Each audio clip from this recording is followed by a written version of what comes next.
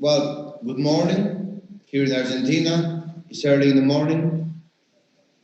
To everyone, it is a pleasure, a deep pleasure, and an honor to be part of this global conversation. First of all, I'd like to thank Mr. Guy, President of the Center for Peace at UNESCO, and his team, Mr. Nidia Coy, Special Project Coordinator for the Center for Peace. I'm honored to share this conversation as well with Mr. Larry Hogan, Governor of the state of Maryland, District Senator Mr. Roland Young, U.S. Senator Benjamin Lewis Cardin, and U.S. Senator Chris Van Hollen.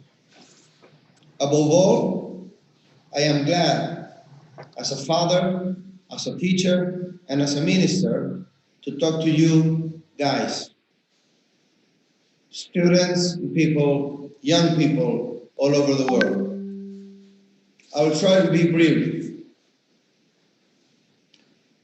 One thing we learn from history is that there's no way back. There could be good moments, bad moments, good times and bad times. But history only moves forward. So the only way out, the only way is the way forward. The one thing is, we don't know that way. Or in other words, we will make that way as we walk. As the famous Spanish poet once said. Therefore, we need to build that way. It's not written. We got a chance to write it. There is a global tragedy. There is a global unexpected new danger. And that's sad. However, there's not much we can do with what happened already. But there's always a lot we can do on what will happen in the near, mid-time, and in the far future. In other words, there's an opportunity. Now, that way forward implies, above all, how we understand, build, and value knowledge. The one thing that can defeat COVID-19 and a series of deep dangers that the world faces today in terms of food shortage, in terms of wars and refugees, can only be overcome by science, by knowledge. Scientific knowledge, but also knowledge made from generation to generations all over history that is not necessarily considered as scientific knowledge or knowledge developed and published in mainstream academia. Participative knowledge, that's what I mean. One of the things that will make that new path is a participative construction of knowledge. If you want to put it in one sentence, that would be from I teach to we learn. And that's a move we can make. How do we make it? The conditions are always based on public policy. But public policy is much more than state policy. Public policy nowadays is network policy.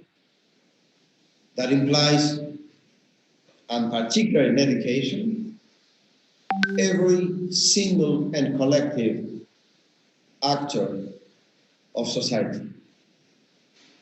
First of all, one condition is a new social bond, a new social contract if you want, that would establish in terms of education what is the relation between students, teachers, communities, and families. Probably the four pillars of people's development and happiness, which is what in the end of the day education means. We need to rethink that relation because the school has remained the same, more or less the same, for over 200 years. And we live in a whole new world. And it's very difficult with huge systems. This Tucumán, the province that where I belong, where I work, where I live, it's in the northwest of Argentina. The countryside of the countryside, the smallest state in our country. In this small province, we have 40,000 teachers, 500,000 students, and 2,000 schools.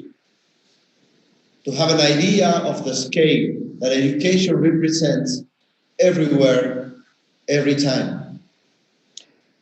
As I was saying, it is difficult to put forward innovation, put forward deep transformations in such huge systems. However, as I mentioned before, being the crisis an opportunity, we can do it. We can move in that direction.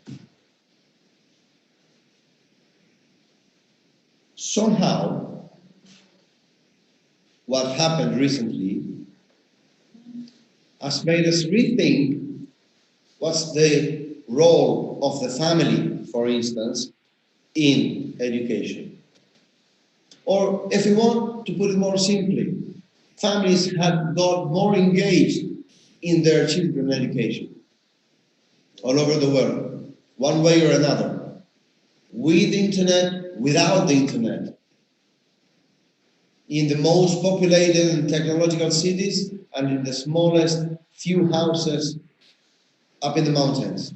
But in every context, families and teachers and students got connected. It was the only way to sustain and to keep education moving. And education is not an option, it's a right that is there to be guaranteed.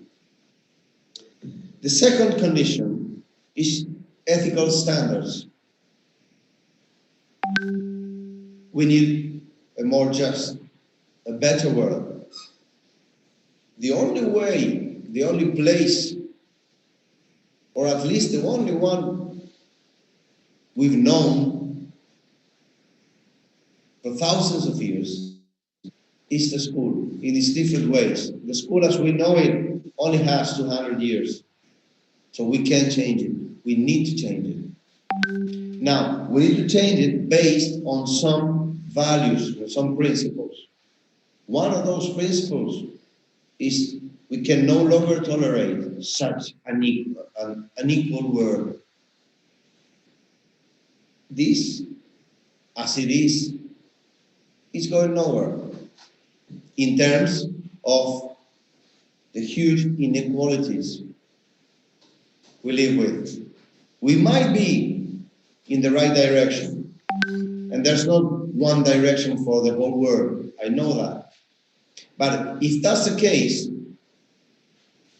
we need to accelerate that. And if it's not the case, we urgently need to turn direction and move in the right direction. We need a world that is more fair. In other words, education for social, cultural, gender equality and justice. That's our ethical standards. That's always been a part of education, and therefore it's always been a part of the conditions for any social change and for any peaceful living together on earth. The third condition is global consciousness. There's a lot of literature that's whole philosophical schools about individual consciousness, individual rights. There's also a lot about social consciousness and social rights. Well, global rights are at stake at the moment. And there's one of those rights. If there's a need, there's a right.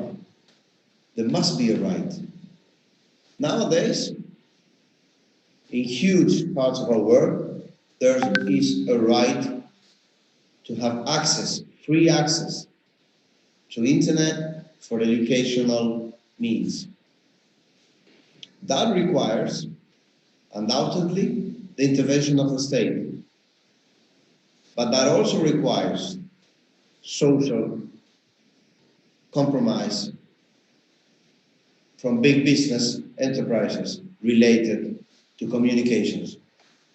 We need the internet to get to every house, or at least to every school. Without that, we can no longer advance as we wish in a new way of teaching. A new way of teaching is a new way of learning, it's a new way of living, it's a new way of speaking, it's a new way of seeing ourselves as one, because that unites us. Education is one thing we have in common. The possibility of imagine things, to create things. There is no stronger instrument for peace than education. To finish, this is a unique moment, but not just for this sad situation related to health that is striking the world. It's also a unique moment. It's been a unique period for the last decades. Why? Technological revolution. But technological revolution is also youth revolution. Never before the 1960s, there's been a moment like this. It was there in the 60s that the youth, as a social actor, became part of politics all over the world. All over the world, in universities, in schools, in the streets, in trends, in music, in science. Well, we live something unique, but that can somehow be related to that. Now, that means a double challenge.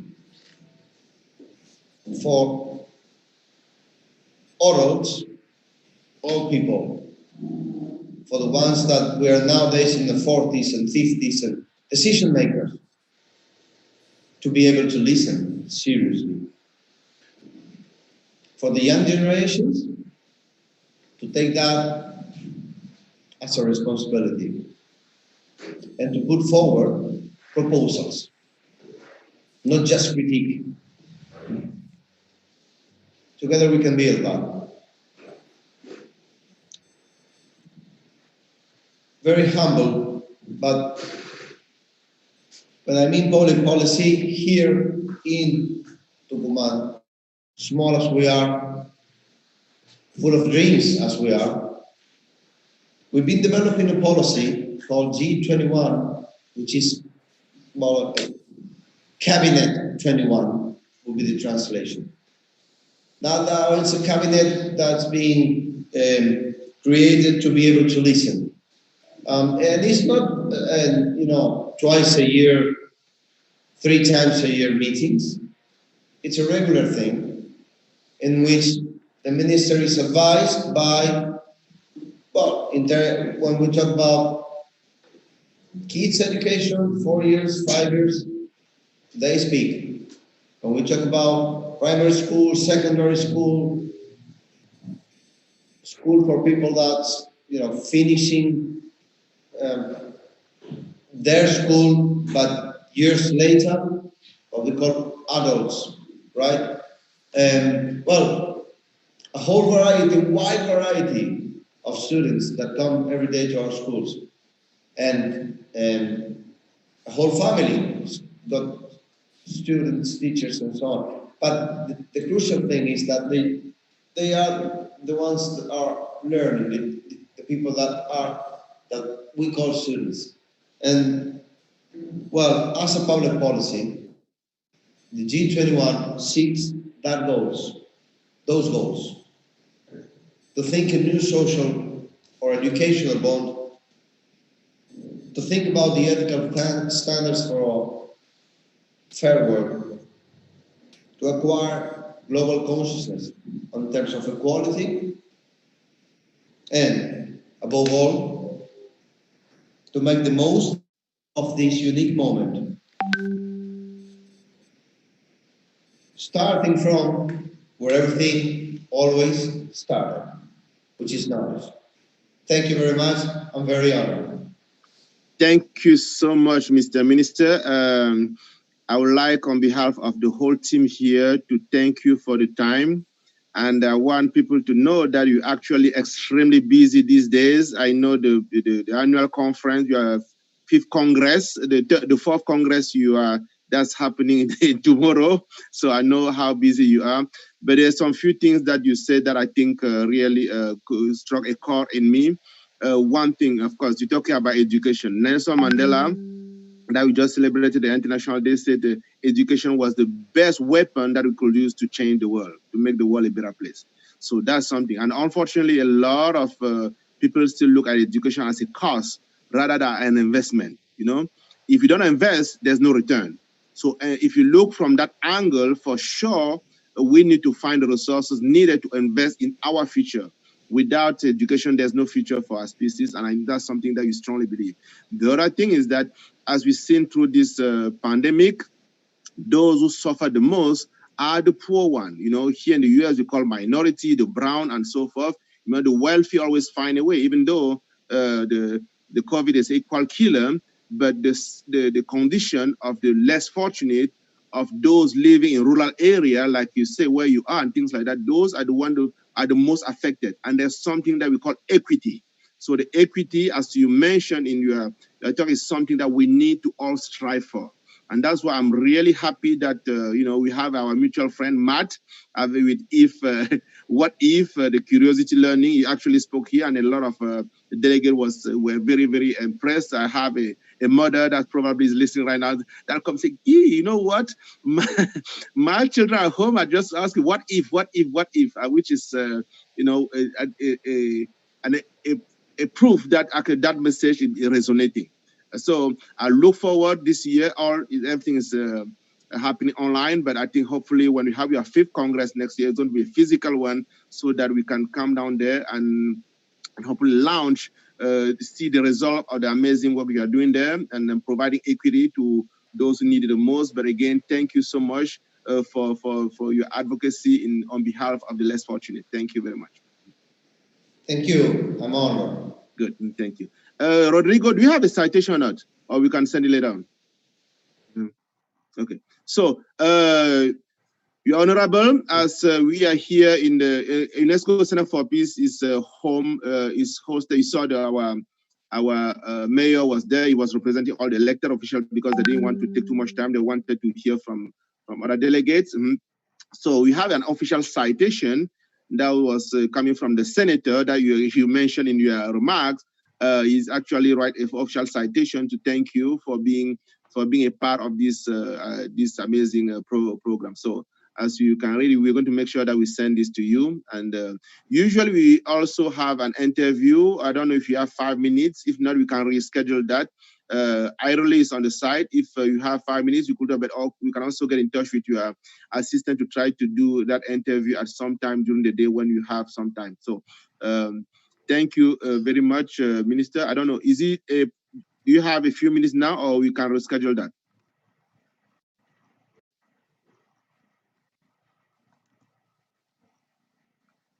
Okay. So, okay. So I'll reconnect with the minister indirectly. So Rodriguez, what's the next on the agenda? We're with our next speaker, Dr. Gregory King. Yes, Is perfect. okay? Is Dr. Gregory here? Yes, I'm Okay, here. perfect. Oh, Dr. King. Actually, I don't like to say Gregory. I said Dr. King. Then people went, "Oh, really?" So, yeah, thank you so much. What time is it in Seattle right now? It's 5:00, 5:06. Okay, so I feel guilty for for waking you up very early this morning. But Right. as you are lifelong dedicated, for students, so I think that would be okay, right? Sure. Mhm. Okay, Yeah. so I'll let we usually again for those who are watching for the program. This program is run by Young One, so I will let one of the one who's introducing the Dr. King. Rafael Carrera Palavicini. Okay, go ahead, please. Hello and good morning, everyone. Good night or good afternoon. It depends on the country you are. Well, now we will present our next speaker, who is Dr. Gregory King. He holds a doctorate in education from the University of Washington in educational leadership and policy studies. He also received a Master of Education degree from Prairie View and A&M University and a Bachelor of Arts degree from the Rice University. This will be our next speaker, and we hope that you all enjoy this chat with him. And after it, we will have a question and answer part of this interview. And after this, as Guy just said to the ambassador, we'll have a 5 minutes interview in another streaming platform. So, Dr. Gregory King, right now I yield the word to you. The UNESCO Center for Peace Summer Camp is all ears for you. Thank you. Can I get, will I be able to share my screen? Yes. Yes, you do.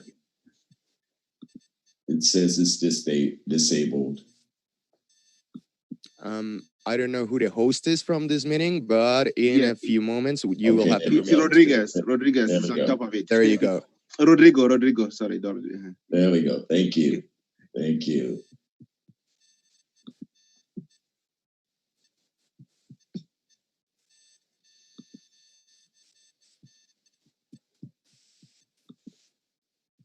Can everyone see my screen?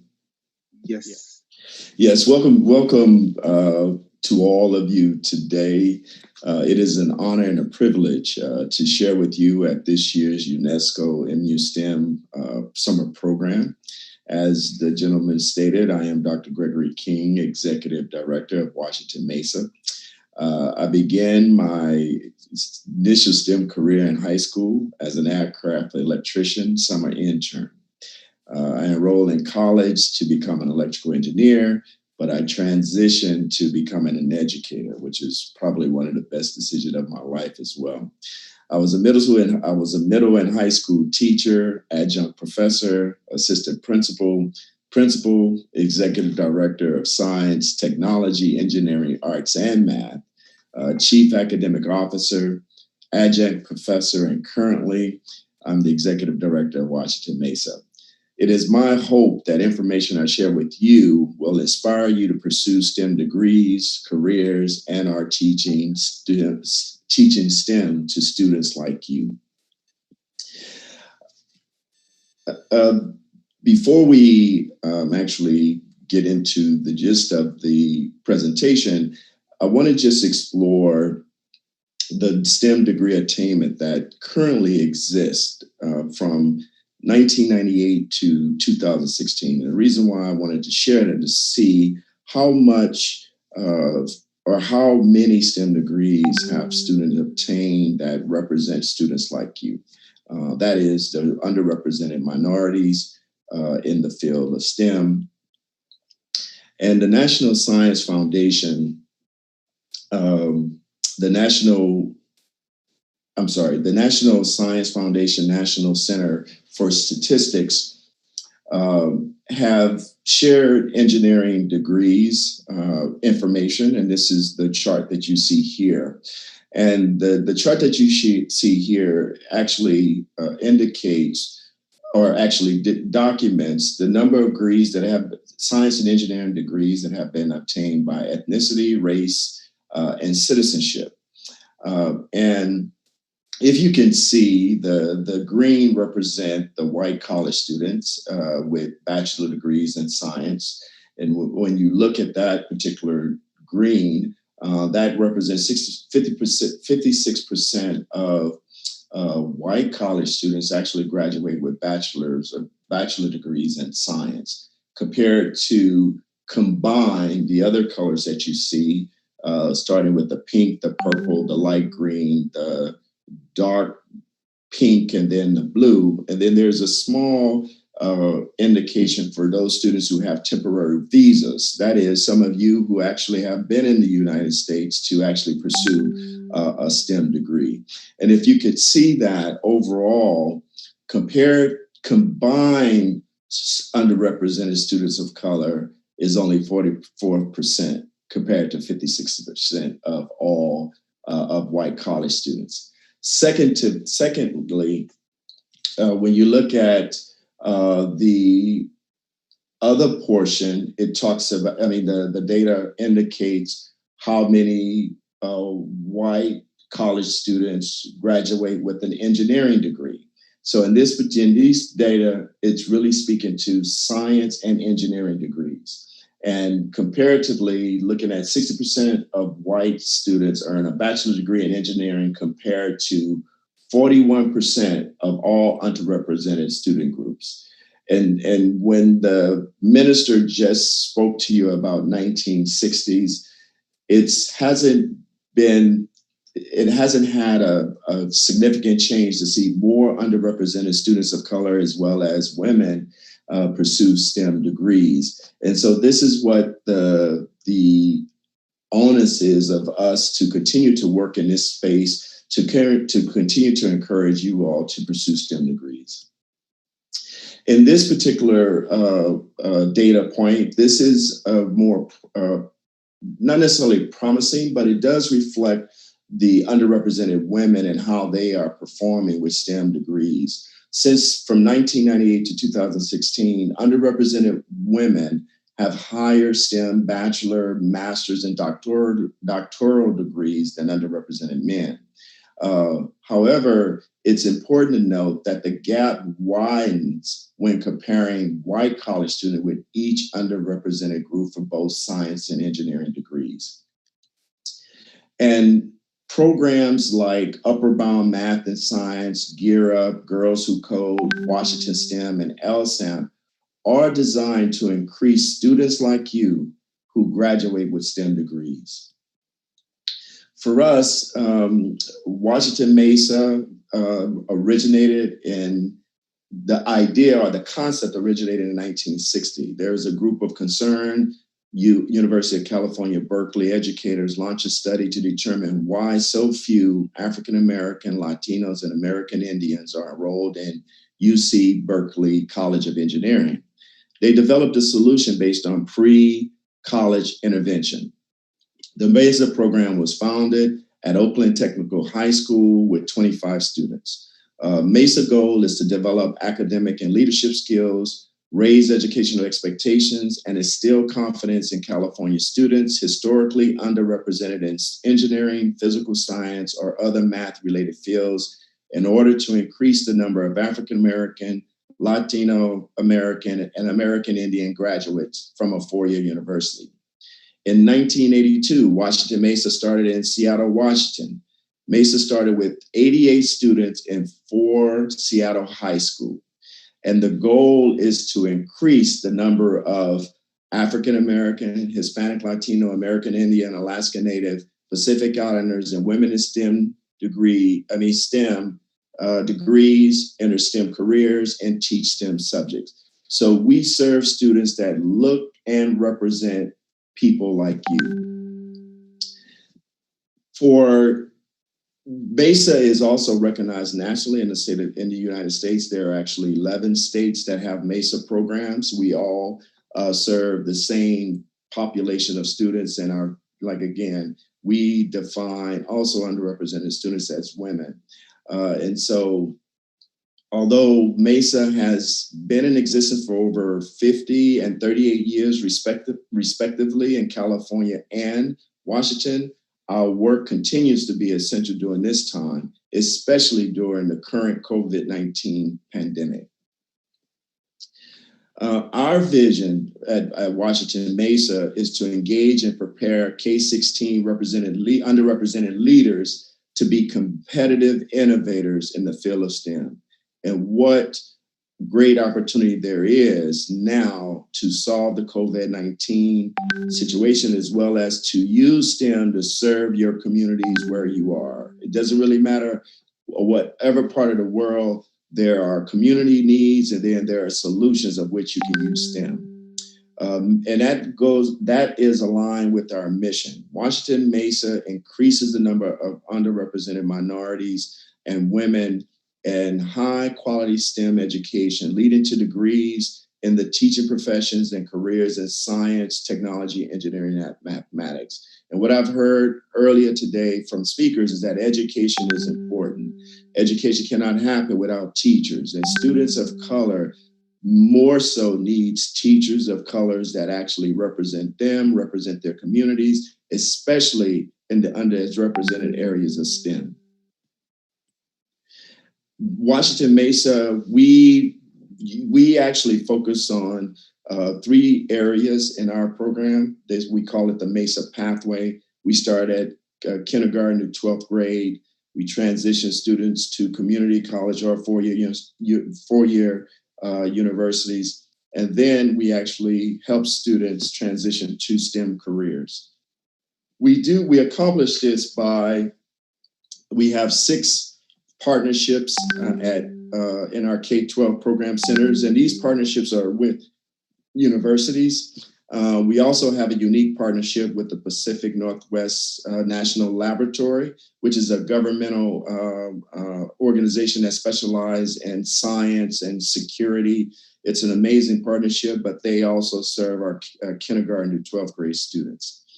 And in our K-12, as I said, P&L is what we call it. It advances the frontier of knowledge, taking on some of the world's greatest science and technology challenges. Distinctive strengths in chemistry, earth sciences, and data analytics are the heart of P&L's mission, laying the foundation for innovations that improve American energy's resiliency and enhance our national security.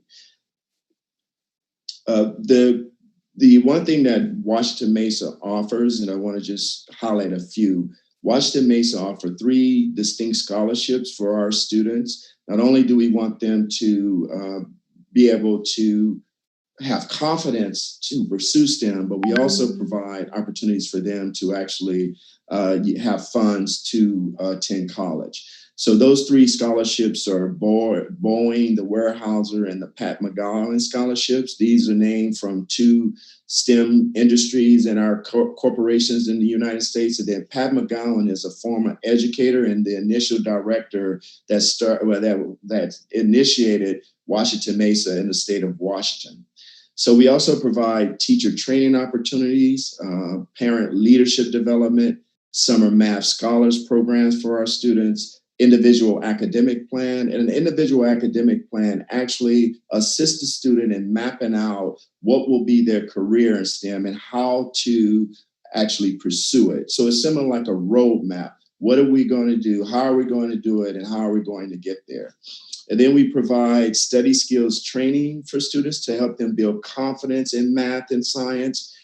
Oftentimes, students of color or underrepresented minorities or students such as yourself may not have confidence to pursue the more rigorous math and science. And so what we do is make sure we build the confidence to let you know that you do belong and you can do it. And then we have Mesa Day events. Mesa Day events is our competition. And basically what we do is really to strengthen students' skill development and iterations in human-centered design engineering. And our students, they interview people in their community. They try to come up with solutions to their community. They build prototypes, and then they take their prototypes and they pitch it first at the local level in their community, at the college that they are partnered with. Then they come to the state level, which is held at Microsoft, huge campus. And winners from that actually compete nationally. So our students get this exposure, but the purpose of it is to just continue to increase their STEM identity, letting students know that they're solution-oriented and that they can use STEM to help their communities. And this is one of the things that we are most proud of. And I would like to just share a brief video of one of our students who actually was in our MESA program, because one of the other things we do for high school students is to introduce them to career and college exploration in STEM. And I want to, before I show the video, I want to share a few pictures with you of our students in competition. These are our young middle. To the left is in the red, you see elementary, middle school students. And to the right is one of our state winners who actually build a bike to notify students when cars are around, because one of them was hit by a car. So this bike actually allows the students to alert them to when cars are around them. Think about it as sensors. So this is a solution. It was that helped this student, as he pursued. So these are some of the pictures, and then I want to share a short video with you.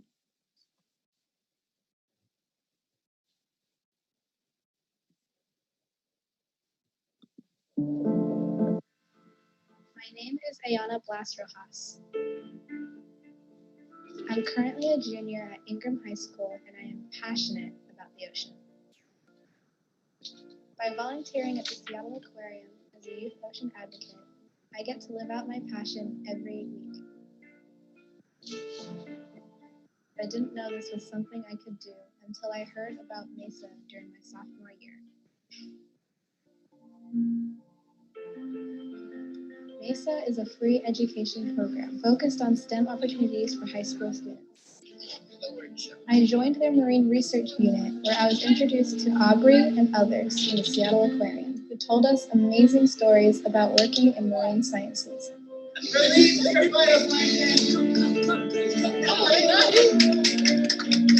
They opened up my eyes by showing me that the aquarium was an open and diverse space with all kinds of people. They made sure that there would be no barriers for things like training, books, and transportation. They gave me the encouragement I needed to apply to become a volunteer at the Seattle Aquarium. I remember nearly dropping my phone in excitement when I got the email that I was accepted to join the Seattle Aquarium as a youth ocean advocacy volunteer. On my first day of training, I learned a million new things. Yeah, sponges. I knew basically nothing about all the fish and creatures at the aquarium, and I was nervous about remembering it all.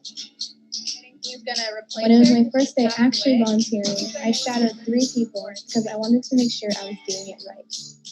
What I learned from them is that there is no one way of telling a story. After several months and talking with guests and volunteers alike, I was able to cultivate how I would share my story and knowledge. 15 to 30 pounds? The aquarium not only helped me satiate my curiosity, but improved my confidence and made me realize how passionate I am for the ocean. I am now working on becoming a marine biologist to follow this passion.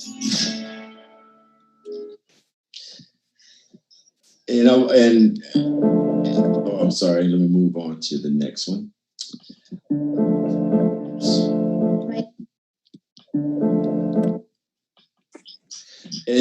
And that video speaks volume. And if you were able to hear her state, she didn't know anything about marine biology, and now she's en route to becoming a marine biologist.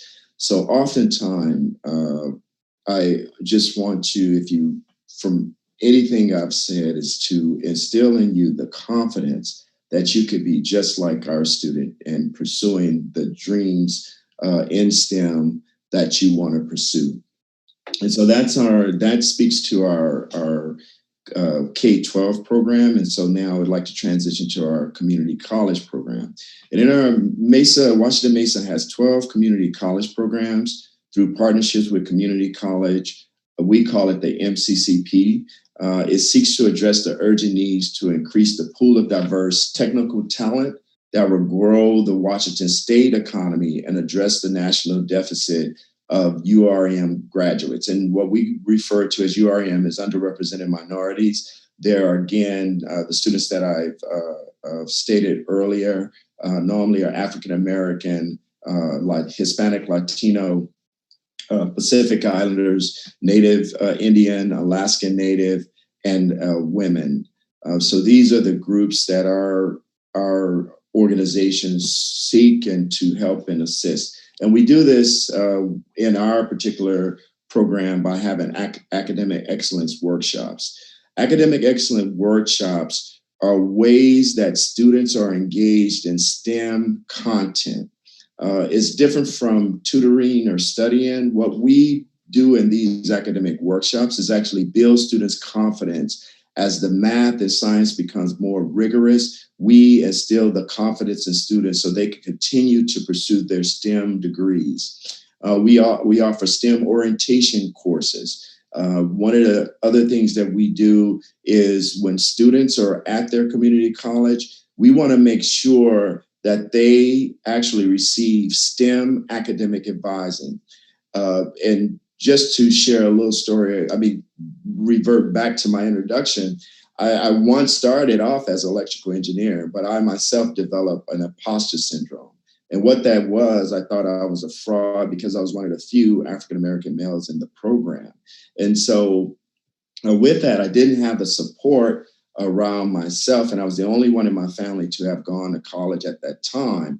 And so what our program does is to ensure that no one feels or no one develops that they do not belong, whether you are underrepresented minority, whether you're a female, or any identifiable underrepresented minorities that you feel you do belong. And so the other thing we also do is we provide a study center and academic resources, textbook, calculators, et cetera, and career and professional development.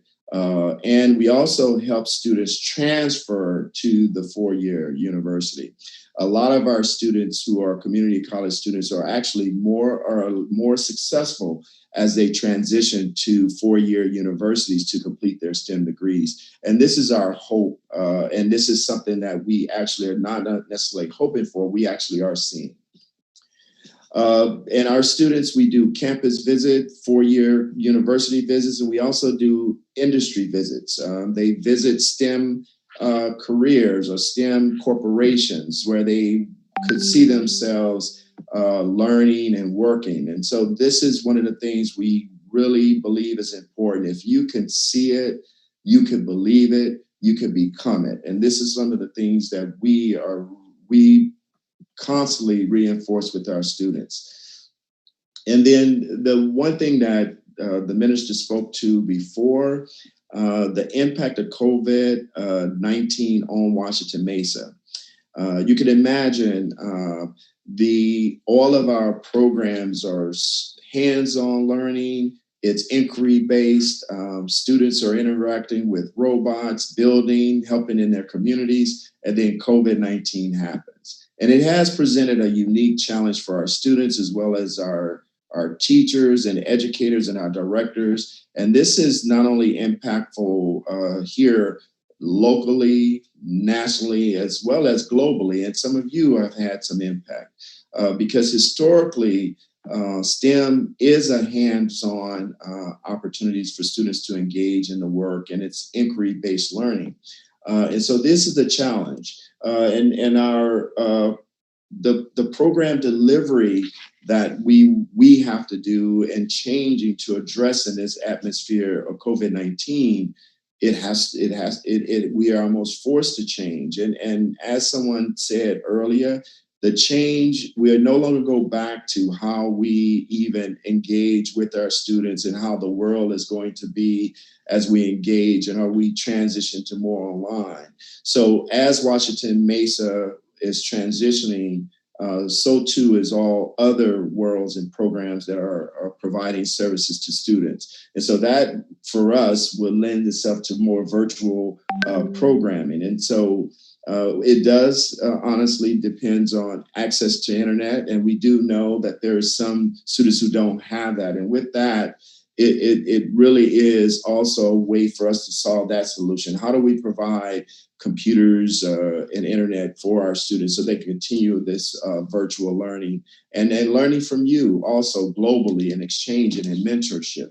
So it is, at this time, it's too early to tell, whether or not the transition to virtual learning will actually help us as we continue to have students to pursue STEM degrees. It really is unknown at this time because some of our students don't have access, and those are some of the things that we're seeking to address.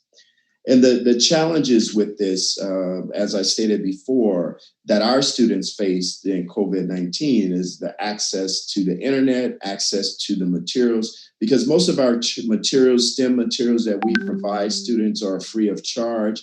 They don't have to have only their curiosity and willing to try. And that's all we want to do. And this all, we continue to thrive upon. But right now, students are in virtual learning spaces and they're experiencing some of the challenges. Some of the challenges, even being in learning spaces where there are microaggression, there's still a lack of welcoming for students that are different or underrepresented in this space. And then also some of our students, just like some of you, are feeling isolated because you're not engaging or in a group and you're thriving. And so that does lend itself to the developing imposter syndromes, of which I spoke to and which I experienced when I was growing up.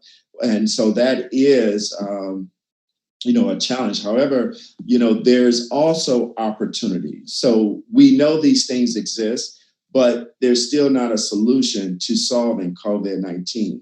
So that gives me hope that in you, or some of you, will not only eradicate or develop a vaccine to actually eradicate COVID-19, but any pandemic to come after. And what also, in terms of any problem that has developed in your community due to COVID-19, what is some of the STEM solution, and how do you use STEM in order to solve help your community solve their problem?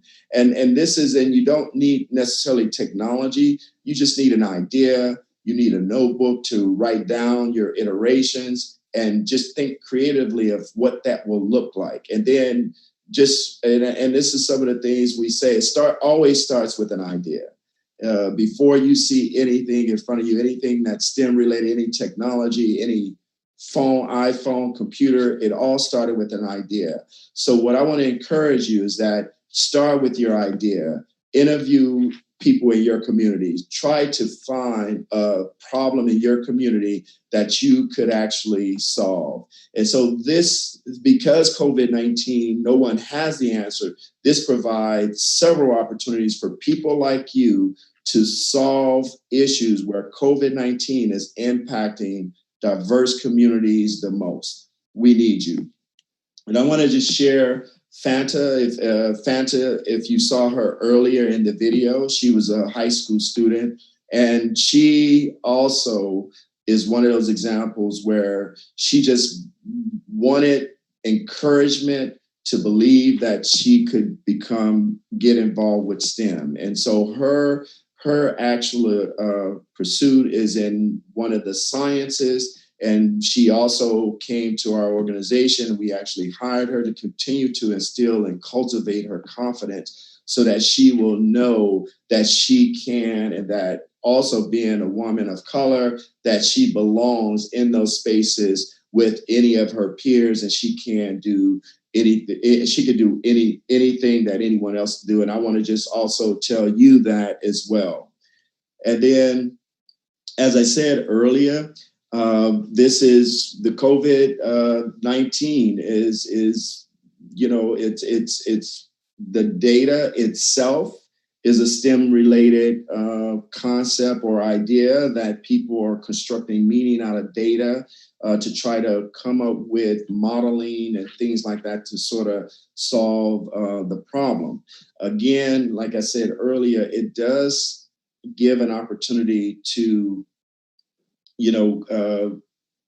to provide community-based solutions that serve the communities and students of color well. And this is one of those things that could be a bottom-up solution, but there's also other, besides COVID-19, there's also others, probably food insecurities or things like that are also created in communities. So what I'm asking and encouraging you, what can you do as a future to actually think about, come up with a solution that will be used not only in your community, but could potentially be used here, also could be used globally. And then the other thing where we still want to encourage you, and I'm glad I had this opportunity, is that we still need STEM diversity. We still need degree attainment in careers. And as we saw in the initial data point, it's been over almost since the 60s, almost 60 years, and we still have a lack of diversity in STEM. So that tells us that there's still opportunities for more of students like you to actually pursue STEM degrees. And STEM there are different types of STEM. It's not only computer-based, there's science, and you've listened to one of our students who is marine biology. There are several things that you could pursue. I'm getting a little feedback, but there are several things that you can pursue in STEM. And so the future is different because of the pandemic. And the pandemic will force not only locally, state, nationally, globally, how we do business. And we will never go back to the same format of process as the minister also related to, and I concur with that. And the future growth of STEM and our science and engineering technical jobs are growing.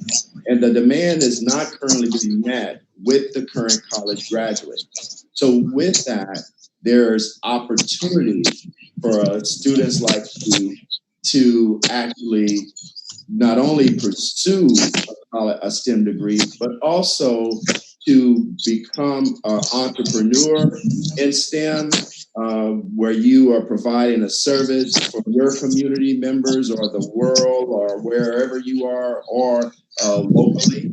The good news also is that in the United States and the world, it continues to grow in diversity. So the more diverse the United States is becoming, the more diverse student populations we will see, the better it is for us to actually continue to pursue both degrees in STEM. Hence, and I want to say, you are as wanted and needed today to solve the most pressing problems we face today and in the future. So I would like to say, look at COVID-19. Not only has it created challenges, but it also has created opportunities for all communities to be served by students like you. And so one of the things that I want to recommend, just to leave you with three particular encouragement is, first, develop a growth mindset. And a growth mindset is an unyielding willingness to just learn. That is, if it's challenging, try it. Continue to learn it. The more you try, the easier it becomes. The more you practice, the better you become. So having a growth mindset is one of the first things I want to encourage you to have.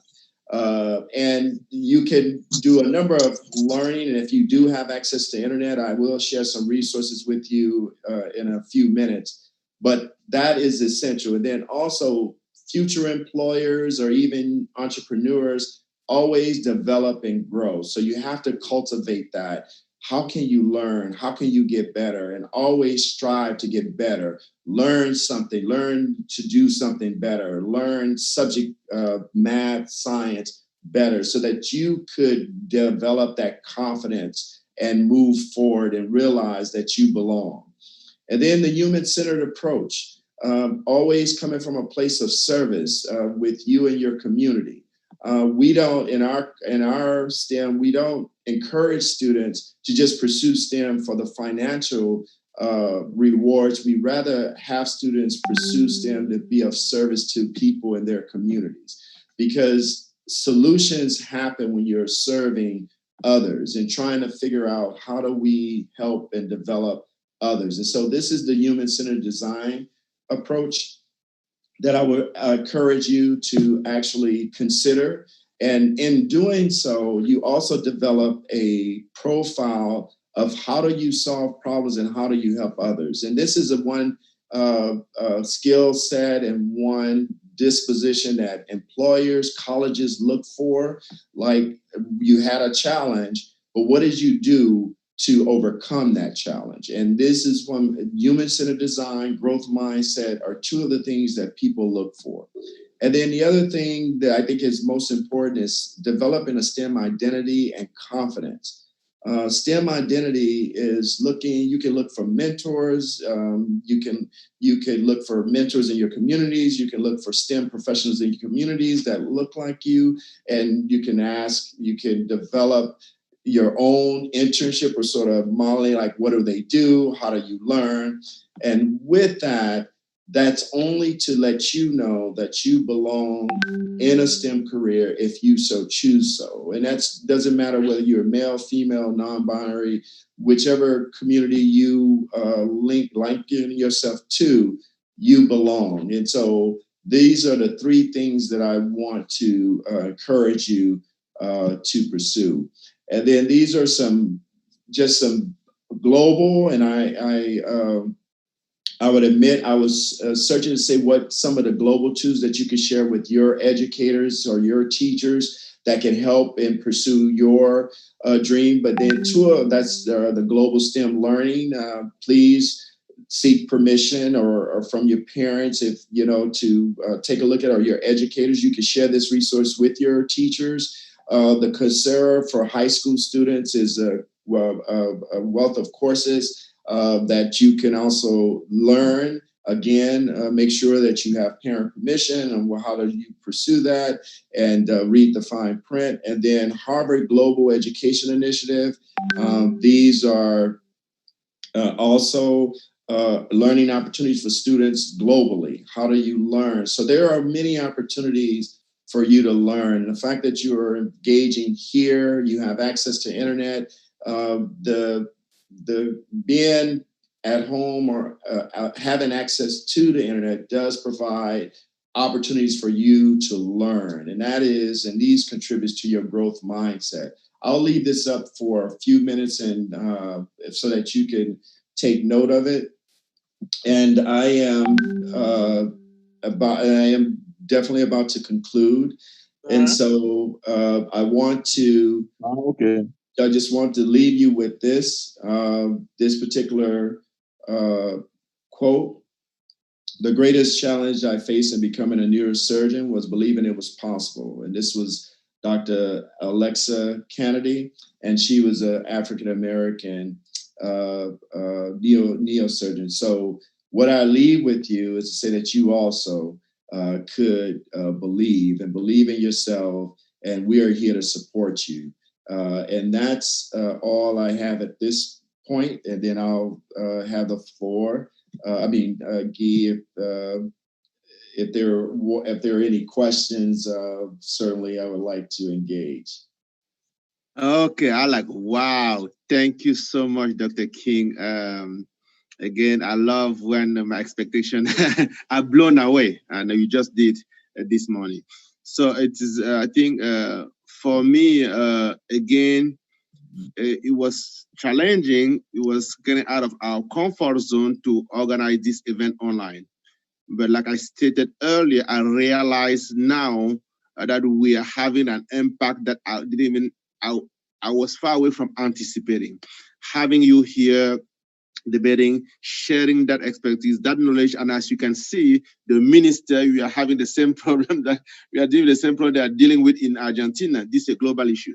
We have about 500 delegate people that are participating from almost 60 different countries, as you can see in the flag. So as we move on, we hope we'll be doing definitely more online.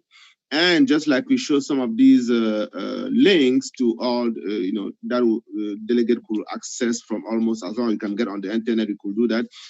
We would like to plan and work with you, with your office, and your team has been amazing. Okay, we were not able to get enough from delegates this time, but I'm sure that you just have to start somewhere. And I think we started a very strong way.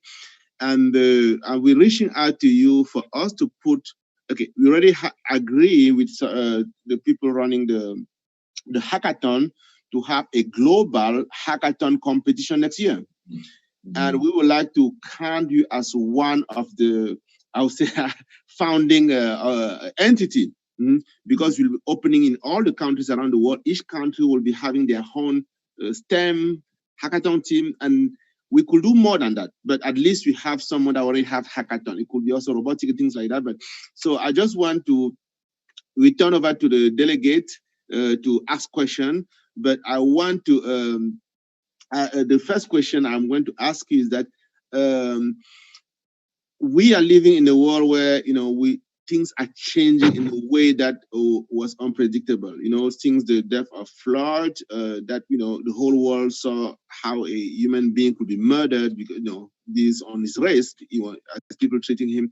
And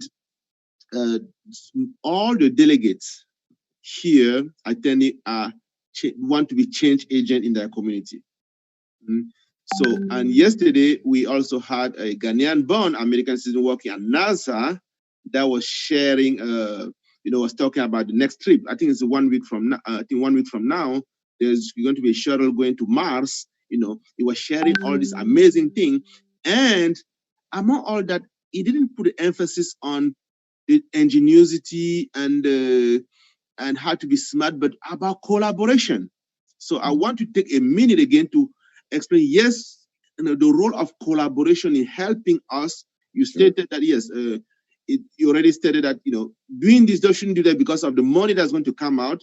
But I also want to really say about collaboration as a way, as a tool to make STEM even better for humanity.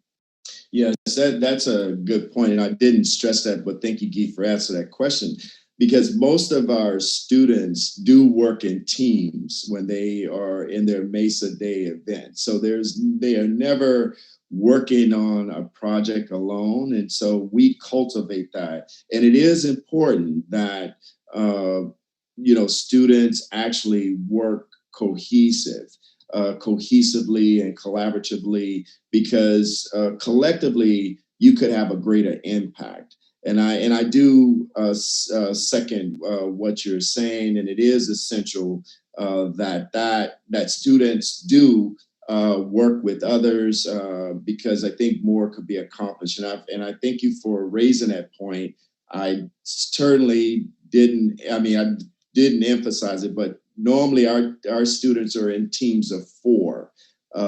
So we do cultivate that community early. And one of the other things we do in our programs to cultivate what you're speaking about in terms of the collaboration is that we have a resource center at the community college. It's sort of like a home away from home, where all of our students could congregate and they fellowship and they talk, and it's there to support themselves. To support each other as well as they move through the difficulty, which it is difficult in some cases with studying STEM subjects. So I do want to second that it is important that students also not feel isolated, but in wherever they could collaborate or join. You could do that through mentorships, online or in person. So there are opportunities. So I just want to second that. Thank you. Okay, delegate, Dr. King's yours now. I think Rodrigo, you be the one moderating or someone else? The questions. I have a question. Okay, go ahead. So, introduce yourself, please. Always introduce yourself. Good morning. My name is Daniel Navarro. I'm 16 years old, and I'm from Colombia. So, as you know, this is a international project, and we have a lot of Latin Americans and a lot of citizens around the world. So, my question is, what is the process if you want to try to do your studies of college in this country and in your university? What is the process that as a Latin American, as an African or an Indian needs to do, and what requirements needs to have to enter into this university? Obviously, one of those is the intelligence and the academic skills and all of these stuffs. But what are the other process? Well, I mean, on top of academic preparation, it's also learning how to complete an application. Most of the time, students have to complete an application describing themselves and why they should be selected as a student into any university you choose. And part of that is actually having someone read your application that you could trust to listen, start developing. Well, one of the things I recommend is that you start developing a resume in terms of activities you've done, regardless of whether or not you've had a job. Perhaps it's volunteering, perhaps it's something you do to help your family. Start documenting and putting that into a resume form, and then looking at as you being only 16, start being strategic about the courses you want to take. You should research any university that you are interested in attending. And when you do research, but I mean, you just simply look at what programs interest you, which would be a degree, or what does that university have that will benefit from you being there, because you have to have this position of what does that university do to deserve me, as opposed to can I get into that university? And so by doing that, it's changing your mindset, and you have to put as much time into researching what university you want to attend and what do you expect to learn from that university and what does it have to offer. So those are, and then the other thing is any financial aid or application, that's another thing you have to start thinking about it. I don't know what the process is in Colombia, but here in the States, you have to fill out a federal financial aid student application to determine what your financial needs are. And so I also will look for less expensive ways. If the four-year university is not affordable, then looking at perhaps community college first, and then transitioning into a four-year university, because the cost is tremendously cheaper that route. So there are many different ways, but the first thing is to do your the first thing is to document your experiences, what that looks like, and then writing an application and an essay. Every student has to write an essay to get into college. I mean, here in the States, I'm not sure if it's there, but those are the things, and then have someone read it and give you honest feedback on how to change it. Okay, thank you very much, Dr. King. I just want to add something. One of the outcome of this going online thing is that we will be organizing again. We are organizing, and we'll be working definitely with Dr. King and his team and others to provide from time to time opportunities online to all our schools from around the world to learn, to know about this issue, especially how to we used to do that in regular summer camp. There was someone who expect we're going to come there and show if you want to admission to U.S. universities and colleges. So now that we have this platform, I think what he said is something that I always try to promote. I've been to China so many times, and anytime I talk to parents, they want to go to Harvard, MIT, and I told them, yes, it's not just about the name of the school, it's about having the student be having the best experience they could have. And some of them actually have the best experience going to some of these schools where there's someone that would care about them, just like Dr. King is saying, you cannot evaluate. There's no way to overstate the importance of a minority, someone who doesn't have anybody in his family coming to a university who's totally, you have a blast, and having someone there that will be guiding you, advising the go-for person. And some of those things happen, as you hear, the MESA system in Washington, I think is one of the best. And I think that we are going to work together to provide from time to time,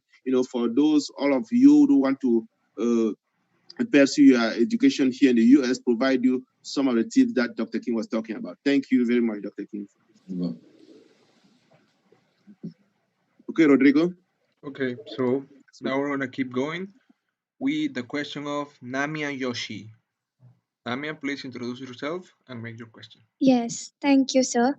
I'm Namya Joshi, and I study in grade 8 in Satal Middle School, and I'm from India. So, first of all, I would like to say that I'm really inspired, touched, and glued by the project which you had showed us, and it was really interesting seeing it. And it is I'm really inclined to STEM because I see girls adopting the I see less girls adopting the STEM fields.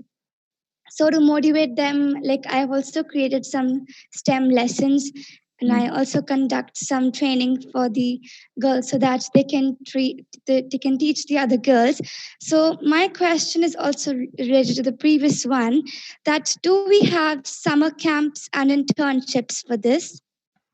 Yeah, I mean, there are a number of, in the States, there are a number of internships for that. First of all, let me commend you for actually, did I hear you say you created STEM lessons for young girls? Yes, sir. That is beautiful. And how old are you again? I'm 13 years old. I want Dr. King to hear that. Wow.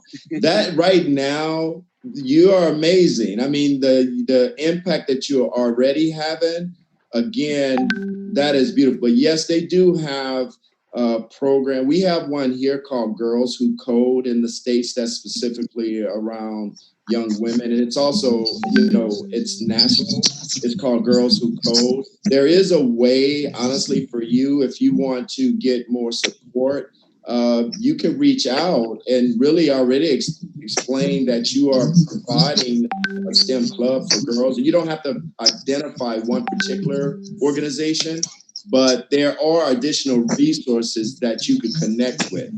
And so Girls Who Code is one of them.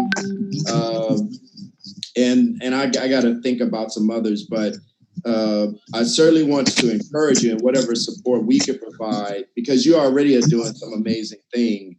But I think also looking at opportunities for people to donate to you through, and of course you're young, so you got to get your parents or someone to help you with that, for they could donate to provide resources to you. But there are also summer intern programs even for yourself, and I don't have access to them all right now as we speak, but certainly at your age and what you are already doing, you could probably write a STEM program. You just need additional support and resources.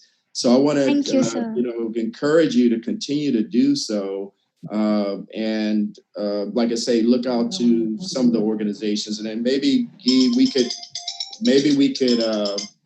try to see what some other resources are available, so we can just show you how to connect with those organizations. Okay, thank you, Dr. Thank you, sir. I'll make sure to get in touch with her and some, you have some young one like her that are passionate, and then we definitely work together to guide them, to help them, to assist. Thank you. Hey, G, now we're almost in the time of the next conference, but we still have one more question. It's from Giovanna Brito. So, sir, I wanted to ask, I'm Giovanna from Brazil, and here we also have a lot of disparity between the white and the colored people and the poor people regarding to education. So I am mainly during this pandemic. So I would like to ask you if there is any way we who have all this access to education can help these people right now. Yes, I think definitely. I think you, and just like the young speaker, just honored for both of you wanting to help your communities. But yes, you could start that. I think starting small. If you have, do you have access to a community center or gathering place? Do you have access to that? You do. So if you could start right there. I think the issue is, what do you want to teach the students? And I would start with the youth, and then there's also opportunities for even adults who are willing to learn.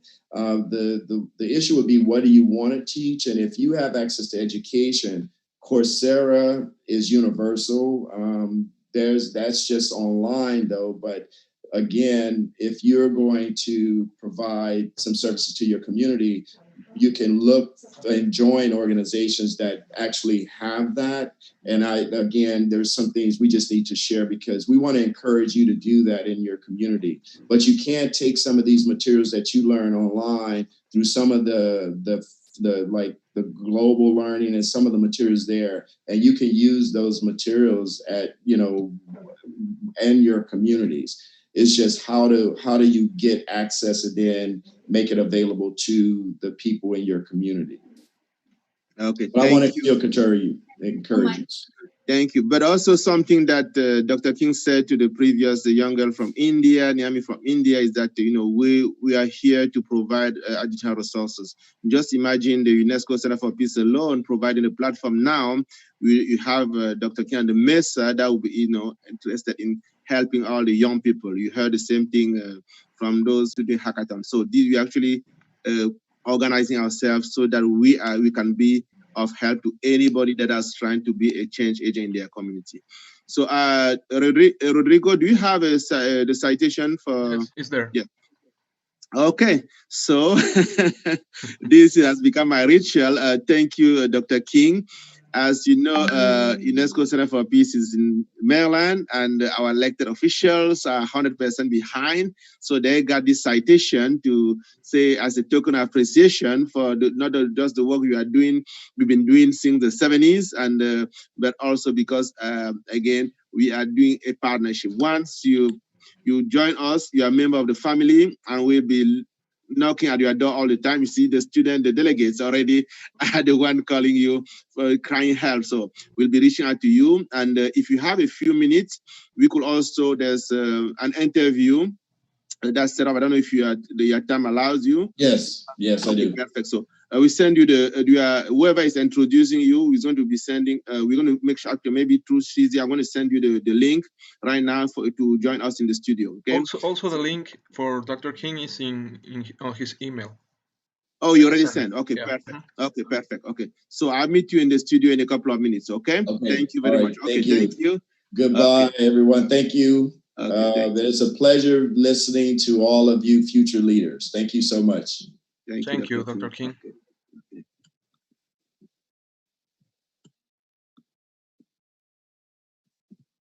Okay, so now we're gonna keep going with our schedule. So we're gonna invite my friend Samuel Cabrera. Hello, Rodrigo. Samuel, please go ahead. Thank you, Rodrigo. I have the honor to introduce our next speaker. He's called Lucie Matsouaka, the founder of La Marchande de l'Entrepreneur, with her next conference called Making Your Values at the Cornerstone of Your Life. Lucie Matsouaka is an author, certified senior professional career coach, and a bilingual mentor in French and English. She's the founder of La Marchande de l'Entrepreneur avec Lucie SM, her consulting company. She also empowers, guides, and teaches young entrepreneurs how to navigate the storms of entrepreneurship in order to stand out and be successful. She supports them on their journey, giving them the tools necessary to navigate the emotional roller coaster of entrepreneurs and of entrepreneurship, better their enterprises, and gain competitive advantages. One more time, we are very pleased to have you. Welcome. Hello, good morning, everyone. Can you hear me? Yes, perfect, Miss Lucie. Thank you so much for that kind introduction. And I'm excited to be here, guys. I'm excited. I am in North Carolina, and thank you so much. I know you are from everywhere in the world. Hi, Rodrigo. How are you today? What? Sorry? And everybody else. I'm so excited, guys. I'm truly excited to be here. This is what we're going to do. We're not going to talk too much about me because he already did such a great job introducing me, and I'm not going to go into details. But of course, you are going to hear more about me a little bit later because for now, we are going to focus on you, okay? We're going to focus on you. And for our French-speaking audience, they will have a chance to ask questions in French toward the end, okay? So with that being said, let's get started. I hope you guys are excited. I'm excited, guys. Are you excited? Yes. That's good, that's good. So we're gonna go ahead and get started. What we're gonna do is this. I'm going to go through the information that I have to share with you, and I'm gonna ask you to do one thing. If you have any question, of course, keep you can either put them in the chat in the thread, or you can wait toward the end. Okay, so I'm just going to try to go through all this information real quick because we have a lot of things to learn today. And my job today, I feel like my job today is just to make sure that you know how to implement all the information that they've been giving you for the entire week. Last week, you've had so much great information. I mean, the leaders who you heard from all over the world, they're very good leaders. So, and I hope you guys are taking great notes. So let's get started. I'm going to go ahead and share my screen. 1 second. I hope I'm going to do this right this time. 1 second, okay? Give me a second. Okay.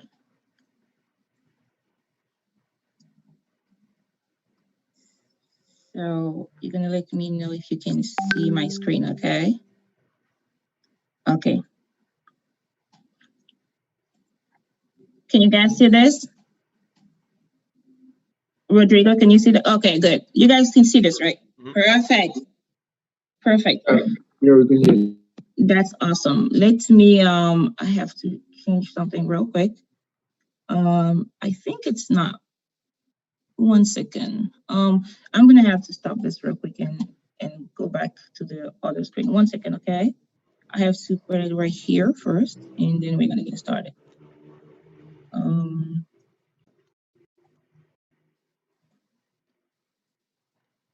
gonna try this one more time.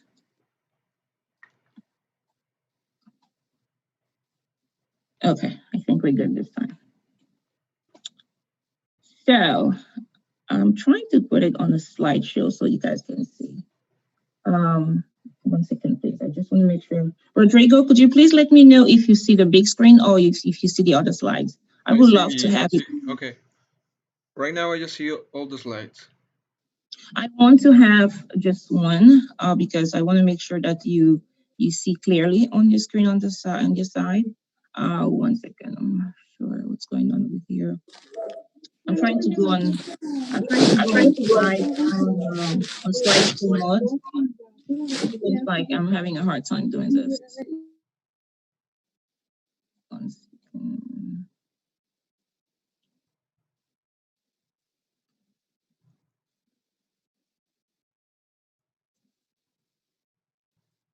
Okay.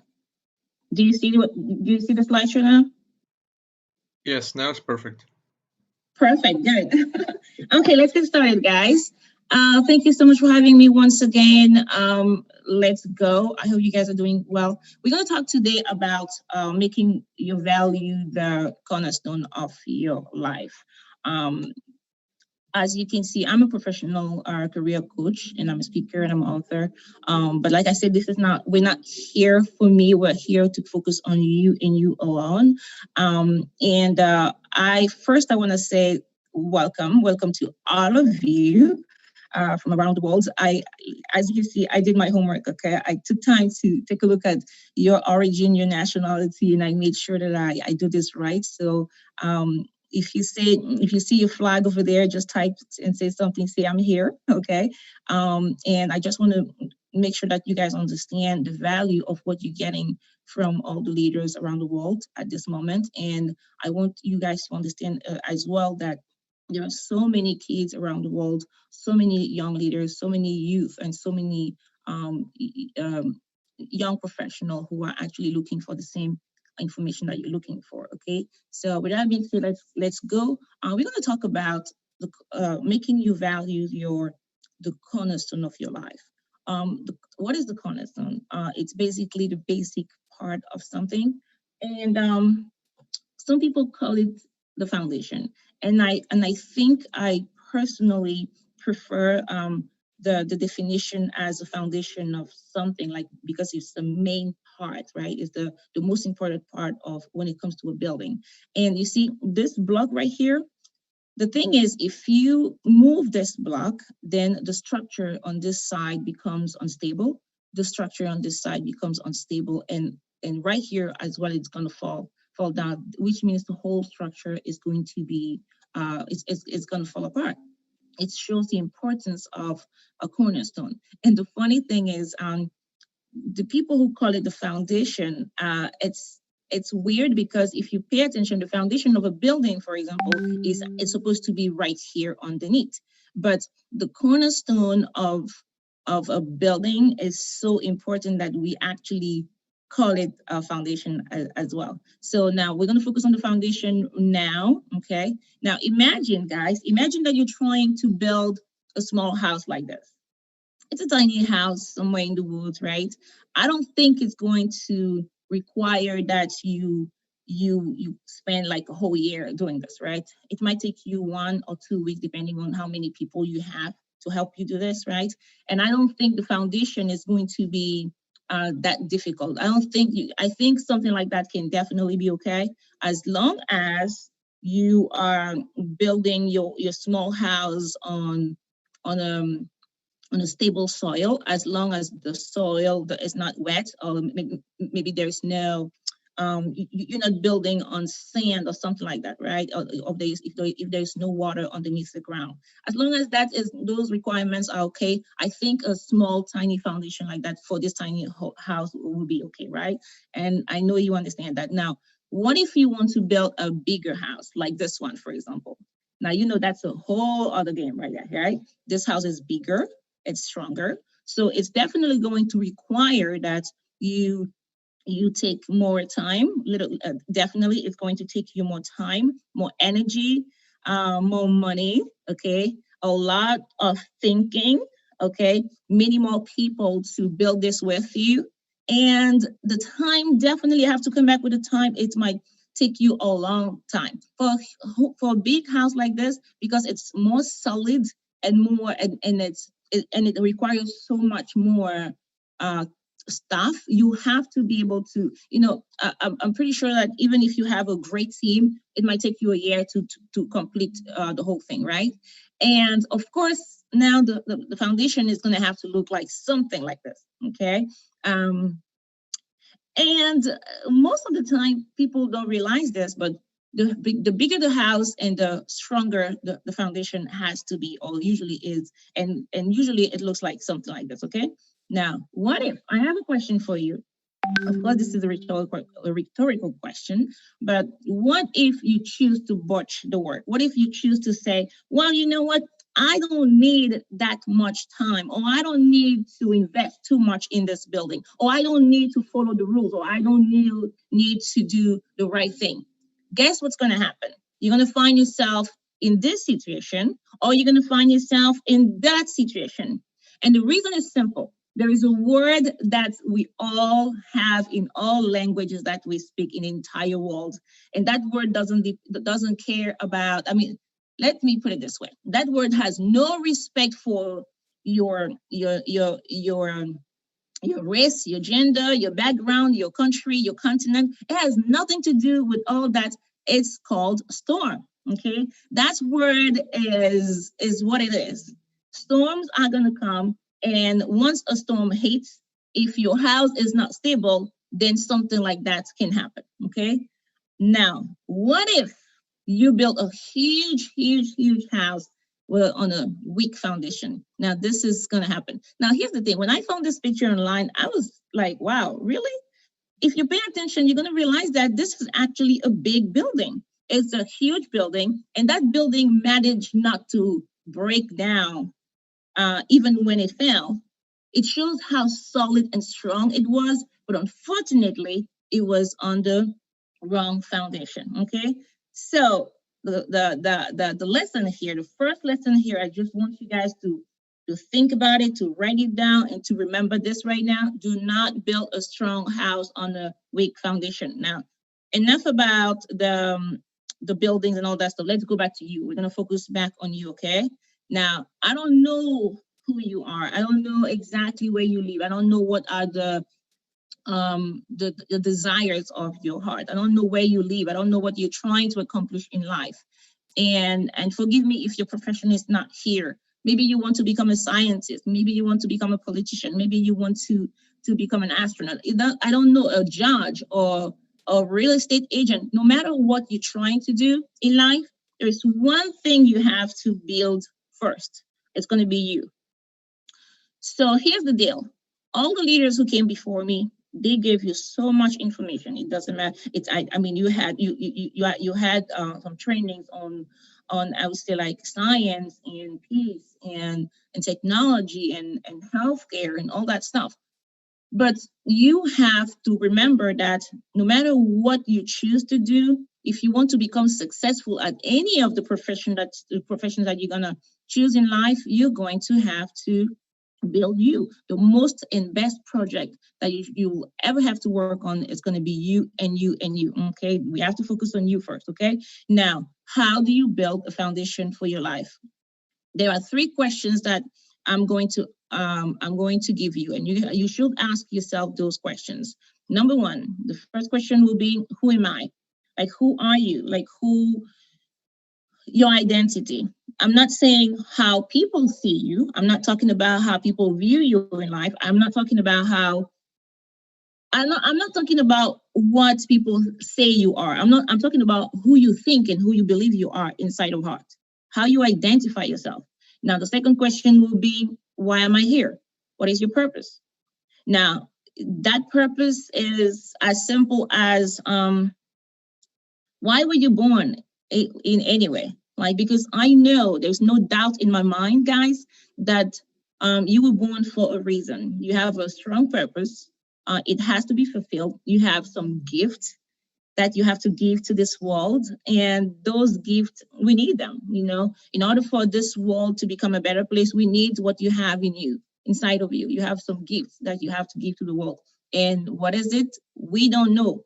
But maybe you know, or maybe you think you know, maybe you feel like, maybe I know, but I'm not sure if it's this, or maybe I'm taking this for granted because it comes easy to me. So think about it, okay? Now, next question will be, what can I do? What is your potential? What can I do, okay? Now, I'm gonna add 2 questions. For those of you who believe that there is a God that exists, if you are one of those who believe that there is that strong, magnificent power that is God, and that He created you, okay? If you believe in God, then I'm going to add 2 bonus questions for you, okay? 2. And those 2 will be, where am I from? It has to do with your source, okay? You know, and where am I going? It has to be with eternity. But these questions are, as I say, is only for those who believe that God exists. Now, let's move forward. I'm going to give you a quick example so that you can understand what I'm trying to explain to you. When people say, but who's Lucie Matsouaka? Like, Lucie, who are you? This is actually what people say I am, maybe because I feel like because of my work over the years, this is what people know about me. They call me a professional career coach. Yes, why? Because I help people, I help people look good on paper before they go for an interview. I do that type of things, right? They call me a speaker, of course, because I train, I speak. Like, this is one of the things that I'm doing right now, right? I write books, yes. I'm a mother, I'm a wife, I have friends and everything. So it doesn't matter how other people choose to define you. But the funny thing is, they will define you the way based on what they see, based on what you project into the world, based on the results, on the fruit that you produce, okay?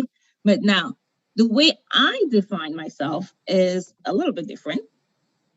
And this is the way I see myself. And I'm giving you this example because I want to make sure that you understand that you have to understand who you truly are in order for you to become effective at your work, okay, in your profession in the future. Now, I define myself as a teacher. I am an encourager. I uplift people and I inspire people. That's what I do. And it's so funny how everything that I do, that's it. It always falls to all. It comes down to all this. And it took me years to finally realize who I was, because I actually can't even help it. But the thing is, this is what's going on. This is whatever I do, because of who I am, the reality is I always find myself doing this. Like if I coach someone, I teach. I speak, yes, I encourage. All those 4 things that I do every single day in my profession, in my career, they all fall down to everything. Okay. Now let's go back to you. We're gonna focus back on you. How do you define yourself? Think about it. Like I said, you are going to need to understand to really know how to define yourself in order for you to fulfill your goals and dreams, okay? The way you're going to define yourself is going to determine 4 things. Number 1 is going to determine how you do your job in the future, or if you choose to build a business, it's going to affect the way you build your business. It's going to affect the way you serve others or you value people. No, because let me tell you something, guys. If you do not put enough value on yourself, unfortunately, the world is not going to put value on you either. Do you neglect yourself? Do you take care of yourself? People actually will treat you not the way you want to be treated, but they will treat you the way they see you treat yourself. And that's very important. Okay, I'm going to repeat this. Remember that whatever you do in life, you can't force people to treat you a certain way. They will treat you not how the way you want to be treated, but they will treat you the way they see you treating yourself. Okay, so you have to pay attention to this, and all this goes back to how you define yourself as a human being. There's another one is how valuable you're going to become in society, which means how much impact you're going to have, or how much money you make along the way, okay? And how much influence you will have, and by default, how much success. Okay? May I have Rodrigo? Could you please help me mute the line? Thank you so much. Okay, thank you. Just want to make sure that we meet all the lines. Thank you so much. So, where was I? Okay, yes, I was saying that by default, if you pay attention, you're going to realize that all these words are connected. You're going to have a lot of success in anything you're going to choose to do if you have influence, if you are valuable in a society, if you value others, if you value yourself, if you serve others. Okay, so that's how it works. Now, let's focus on the word value. I'm not sure if you know Einstein. Of course, you might know him. I know a lot of people are mathematicians here. I know you guys, right? I kind of see the type of people you are. You guys are really smart, smarter than a lot of adults that I know, including myself. So, this is what he said. He said, try not to become a person of success, but rather try to become a person of value. What he's talking about here is not like the value as a human being. Of course, listen, it's not that you're not valuable to your family. It's not that you're not valuable to God. It's not that you don't have any importance. It's not what like, okay, if something happens to you right now, of course your parents are going to be upset. They're going to be sad. They're going to be angry. They're going to spend their nights. They won't be able to sleep at night. Okay. But what he's talking about here, what we're talking about here, is the value that you bring to the table. The value that you bring to the table, to the society. What is your contribution to the society? That's the value that we're talking about. And this is the type of value that we're going to help you build. And that's we are actually helping you build already. Okay. So I want to show you a lot of value here. Okay. I want to give you some examples. Now, the first row over here, I'm pretty sure you know all of them, right? You know all of them over here. Of course, Nelson Mandela, even after he died, he still brings so much value to this world, right? After his death. Now you guys know him, the Mexican billionaire, Carlos Slim, President Barack Obama, Oprah Winfrey. These are people who brought a lot of value and who continue to bring a lot of value to the world, right? And either they are politicians or not, and no matter, listen, this is one thing that I want you guys to understand right here, okay? No matter their origin, background, all that stuff, no matter how you feel about the people, do they bring value or not? That's what we're talking about here, okay? Now, the second row over here, now you know where I'm going with this, right? Okay, this is the founder of TikTok. You might not know his name, but it doesn't matter because actually he actually brings so much value to you that you spend your time on TikTok, right? Who doesn't like TikTok, especially the youth, right? How about the founder of Instagram? How about the founder of Zoom right here? And as a matter of fact, we are doing a global conference on Zoom right now.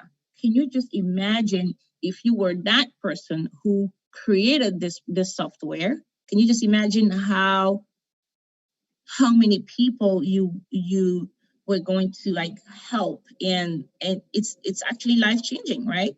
Now, this lady right here, she's the CEO of DC Comics. You guys know her, maybe not, but again, you watch the movies and all that stuff. So these two guys, these are amazing. These are leaders. He passed away already, Dr. Miles Monroe. And anyway, Dr. Maxwell. Let's move forward, and we're going to dissect a little bit the cornerstone of your life real quick. Let's move forward. Number one, I need you to understand this. Believe in your own dignity. Believe in your own worth. Some people usually call it this way. They say believe in yourself. Believe in yourself. I like it, but I try not to use that expression that much because sometimes it sounds like it means only believe in yourself and don't rely on other people. It's just sometimes it sounds like, well, only you can do things. But unfortunately, there's no success without everybody else. No, I'm sorry. There's no success without the help of others. Okay. I have never seen someone who succeeded in life by doing it alone. Okay. So that's why I prefer to say believe in your own dignity and your own worth. Okay. Your life has a lot of significance. Please, guys, it doesn't matter what people say. It doesn't matter what people think about you. It just doesn't matter. Okay. You have to make sure that you have that self-confidence in you that you can bring something to the table. Okay. So for those of you who sometimes have that type of negative talk, please stop that. Okay. Please stop. Oh, I'm not good enough. I'm not smart enough. I'm not talented enough. I'm not pretty enough. I'm not cute enough. All that. It's just nonsense, guys, because sometimes these type of words, not sometimes, all the time, every single time you think those type of things or you actually say those, it slows you down. It just breaks you down, and that's not okay. Okay. I want you guys to understand who you are. I want you guys to understand that you have value to bring to the marketplace, to the world, and you can definitely do that. Okay. I want you to wake up every single morning knowing that you can feel like this guy right here. Okay. Okay, let's go. How do you find your purpose and passion? There are questions that I have for you. Number one is, what do you know? What don't you like about the world we live in? It could be anything. It could be the fact that there's no cancer treatment yet. It could be inequality. It could be murder. It could be racism, sexism, all that stuff that's happening, right? If those issues hurt you, and if you don't like those things and you would like to do something about it, the second question I will have for you is, what can you do to help fix it? What can you do to help fix those things? You know, these questions, I promise you, are going to help you find your purpose and your true passion in life, okay?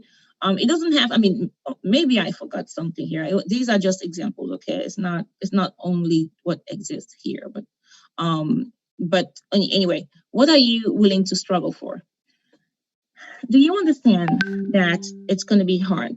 Do you understand that anything you try to do in life is going to be hard? I'm not going to lie to you. I'm not going to stay here and promise you that people are going to let you do what you want to do. Some of your peers actually are going to say, who do you think you are?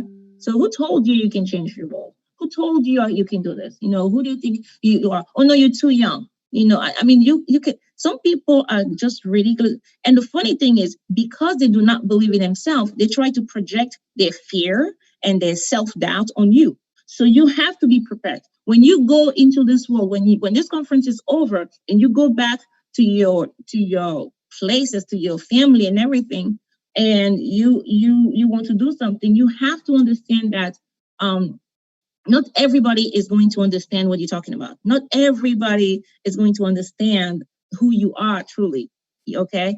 And that's okay. They don't have to understand. They don't have to understand. The thing is, you can prove them wrong by your hard work and your determination, okay? Let's move forward. Now, I need you to understand that in order for you to set yourself apart, you have to pursue excellence. Do what you have to do it right, and more if you can, okay? Don't neglect the small steps. Don't try to take shortcuts. It's not right. Don't do that type of stuff. Shortcuts.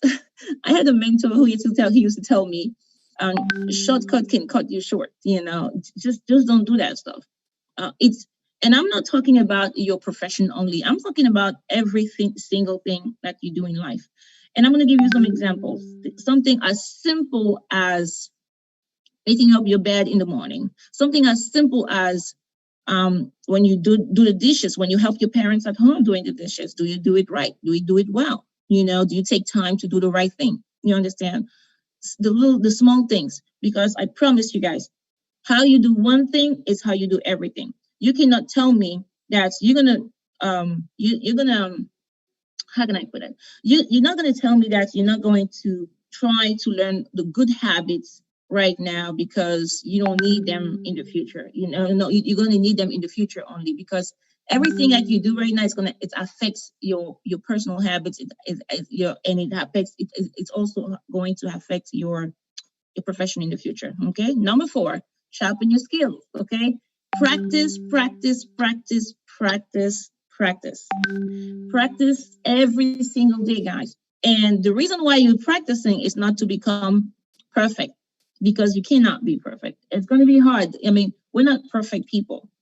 I need you to practice because you want to become a professional, not because you want to become perfect, because you will never get perfection. But professional, definitely, okay? Perfection doesn't exist when it comes to human beings. But the more you practice and the better you become, especially when you have other people around who do not do anything at all, okay? Embrace personal development. Guys, this is going to be the deal breaker.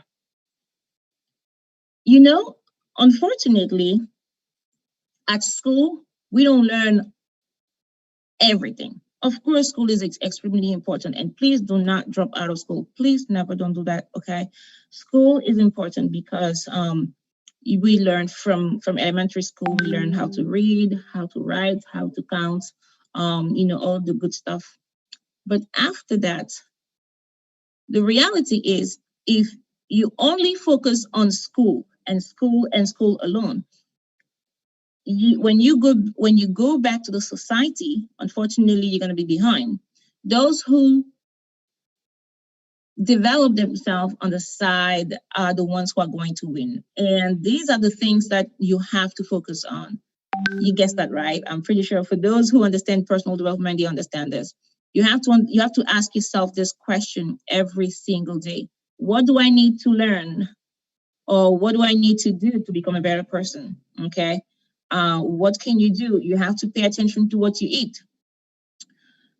Do not neglect this. The reason is simple. If you neglect this, can you imagine not feeling well in your body? Do you understand that you need to be healthy in order for you to do the great things that you have to do in life? If you get sick right now, unfortunately, you cannot fulfill your purpose. So please pay attention to what you eat. That too much sugar is not good for you. Please stay away from that stuff. I mean, once in a while, of course, but just don't do it too much, okay? Because take care of your temple, take care of yourself. That's going to set you apart, okay? That's how it works. Working out, absolutely, guys. Not to say, okay, I want to lose weight or I want to gain. Don't forget about that stuff. What you have to focus on is understanding that by being active, you work on your mind. It challenges your mind. It challenges your brain. It's good for your physical health. Like again, you have to be healthy in order for you to fulfill your dream. Now, reading, guys, read if you can. Read the right book, guys. Read the right books. There's so many things you can read right now, but unfortunately, you have just that much time to live. Let's say you're gonna live until like you're 90 years old or maybe 100 years old. You don't have time to waste. You think it's a lot. It's not. Time flies. So read as much as you can. And you guys are future leaders, okay? Leaders are readers. You have to be very picky with the type of books that you're reading, okay? You got to be very picky. If possible, attend conferences that will help you grow, like this one. And I have to stop right here and say this to you guys. I don't know your parents, but I applaud them so much for sending you to this conference. I hope you truly understand what type of parents you have to say, okay, you know what, you have to be in a conference like this one because you're learning so much. You're learning every single day from the things that they don't teach in school. Okay, so this is really good. And there are some parts of the world where I know some of the people who signed up for this conference, but they wanted to be able, they want to be a part of it, but unfortunately, the data, they don't have enough internet connection or stuff like that. Things happen. So I hope you understand what you have your hands on. You have an edge, okay? You have an edge, and this is the type of information that we usually give to adults, and you guys have it. So it's going to allow you to shorten your learning curve, and so take it seriously, okay? The last thing I'm going to talk about here is stay away from negativity, guys. Fake friends, gossip, the madness on social media, guys. We're all on social media, right? We understand how valuable it becomes when it comes to business, when it comes to staying in touch with people. But unfortunately, it comes with a lot of negativity as well. Because did you know that you guys here at this conference you are part of only 1% of the population? 1% of the population only, or I would say maximum 3%.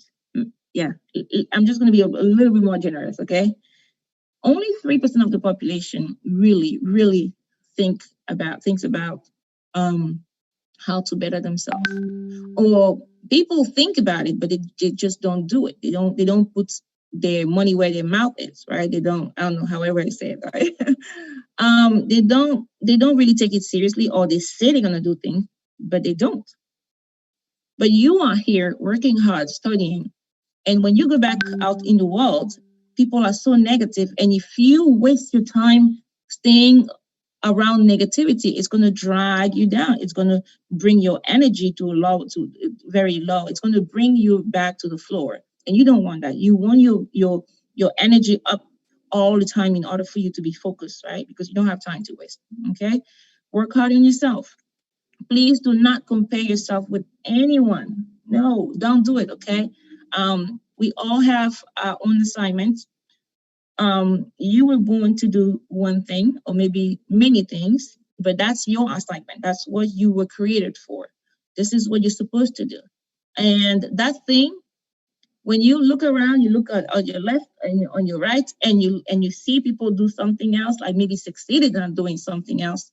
Don't say, "Oh wow, I wish I was this person. I wish I was that person." No, you're not born to do what they do. Everybody has their own assignment, okay? You have to make sure that you focus on what matters the most, which is your assignment. Stay laser focused, guys. Laser focused, okay? The person you have to fight against is the person you were yesterday. So if you were a better reader yesterday, if you were a good reader yesterday, do it more, okay? If you're a runner, if you ran 1K yesterday, tomorrow try to do maybe 1K and a half or 2K. Try to beat the person you were yesterday all the time, okay? Integrity.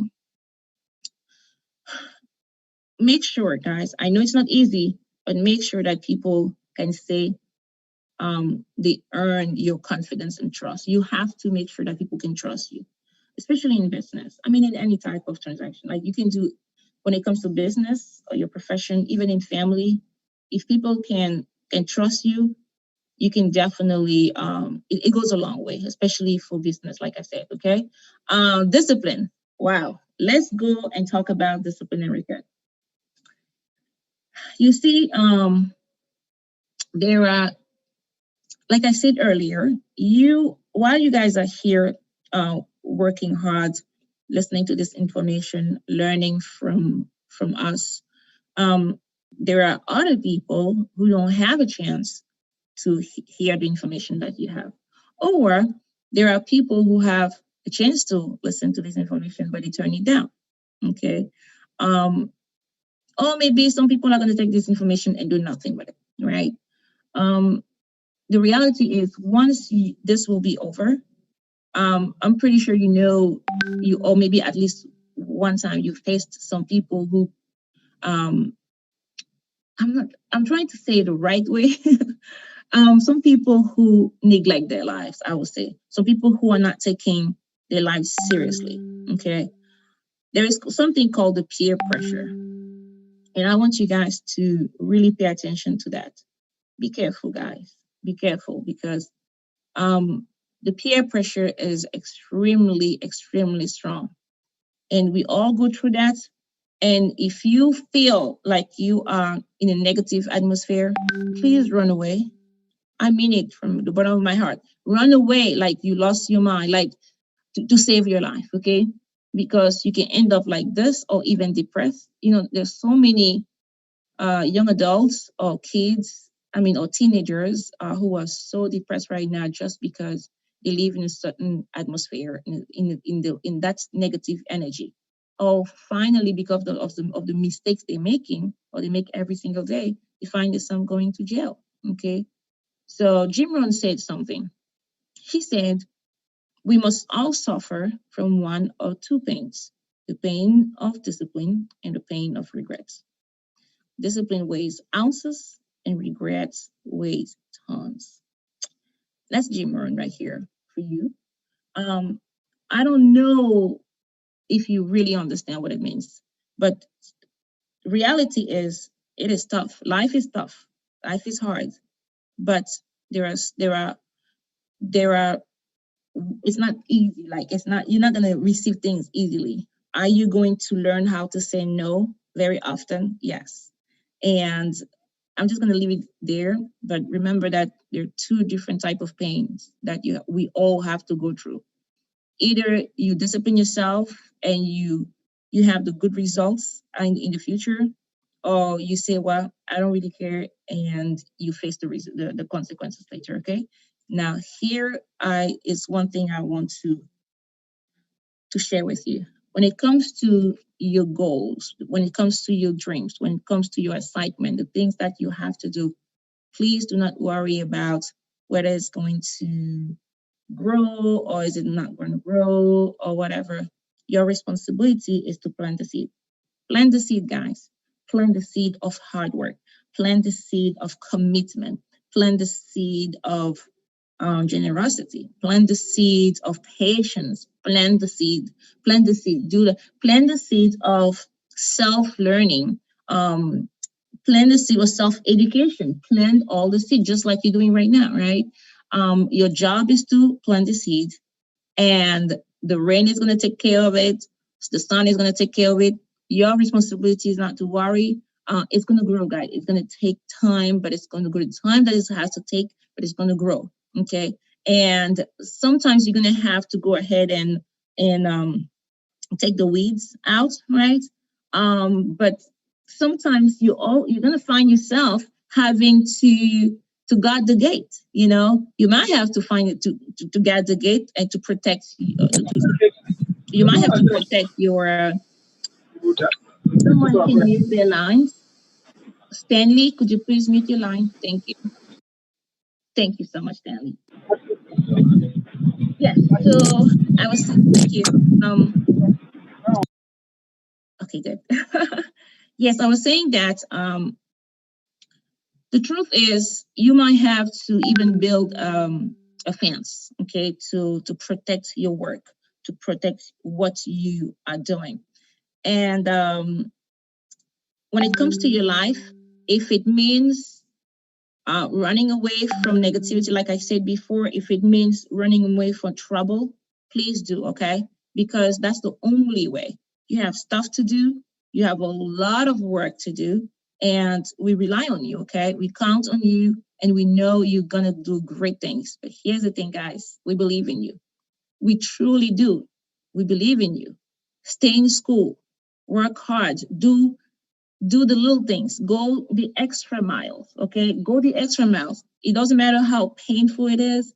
Do what you're supposed to do, because I promise you, if you do what we like, if you follow the lead of the great leaders who are coaching you, who are holding your hands, and to teach you the right thing to do, and to teach you how to separate yourself from the crowds, from the average human being, the people who are lazy, the people who spend their time watching TV all day or being on the internet doing I don't know what. If you learn how to separate yourself from the crowd, there are people, you are always going to find people to help you. You're always going to find people to pick you from one place to another one. They're going to give you the resources. They're going to give you everything you need in order for you to fulfill your dream, okay? So let's build the wall, okay? So we're done, and I hope you guys understood. I think I'm going to start taking questions at this moment. Rodrigo?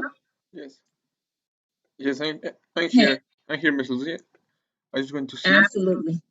Okay, so please, if anyone have a question, please raise your hand on the Zoom meeting. Okay, I will start. Can I have the first question, please? Absolutely, sir. Mr. Jokan, how are you? Thank you so much, Lucie.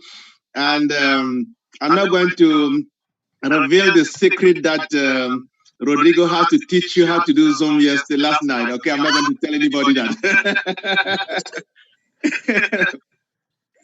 But the first thing is just, first of all, to thank you for your time and the energy that you are bringing to this. And again, I think it doesn't matter what we want to do in life. The most important is have that faith in us, to have some sense of value. And I think what we are doing, what we've just did is to actually put a very central element in the foundation under which they could, they can go as high as they want.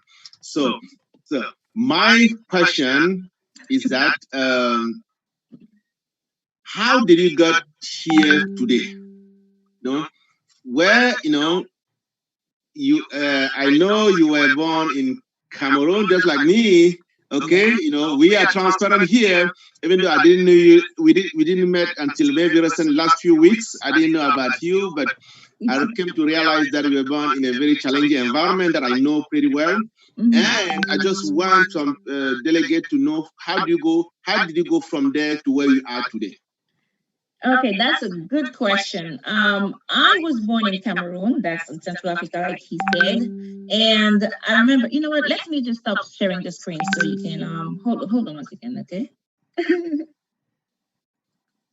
Can you guys, you don't see the screen anymore, right?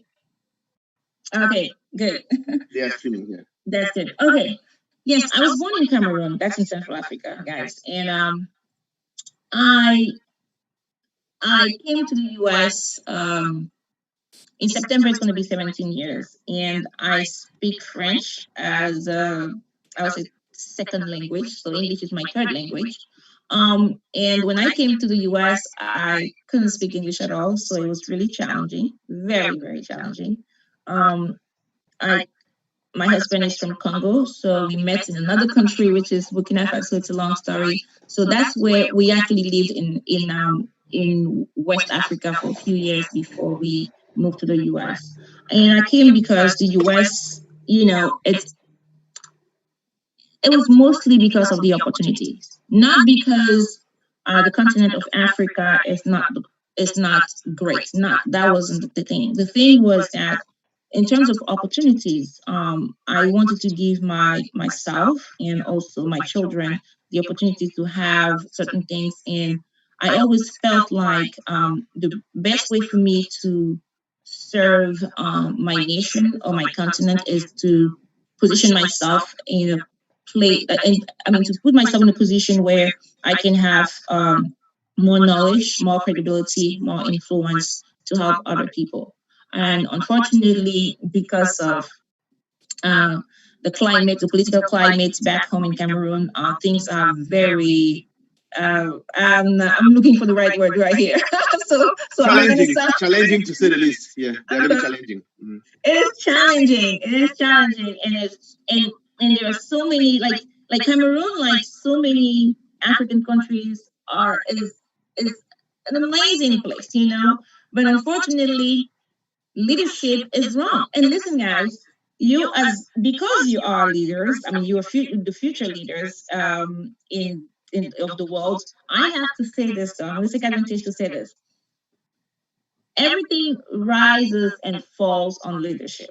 And when the leadership is wrong, everything falls apart, And this is exactly what's going on in Cameroon, in so many African countries right now. If the leadership is wrong, people do the wrong thing every time, and they just stay there for years and years. That president has been there for about 40 years. He's still there. I mean, can you imagine, guys? He came to power. I was just a little girl. Today I am married. I have kids. My kids are about to leave the house, and he's still there, president. How much sense does that make? It doesn't make any sense. When people are greedy, it just messes up the entire world, okay? Around them, it messes up. They think it's good for them, but it's not. Okay, so that's the wrong thing. I hope I was able to answer your question, Mr. Joker. Okay, thank you very much. I'll turn over to Rodrigo and the delegates. I see some hands.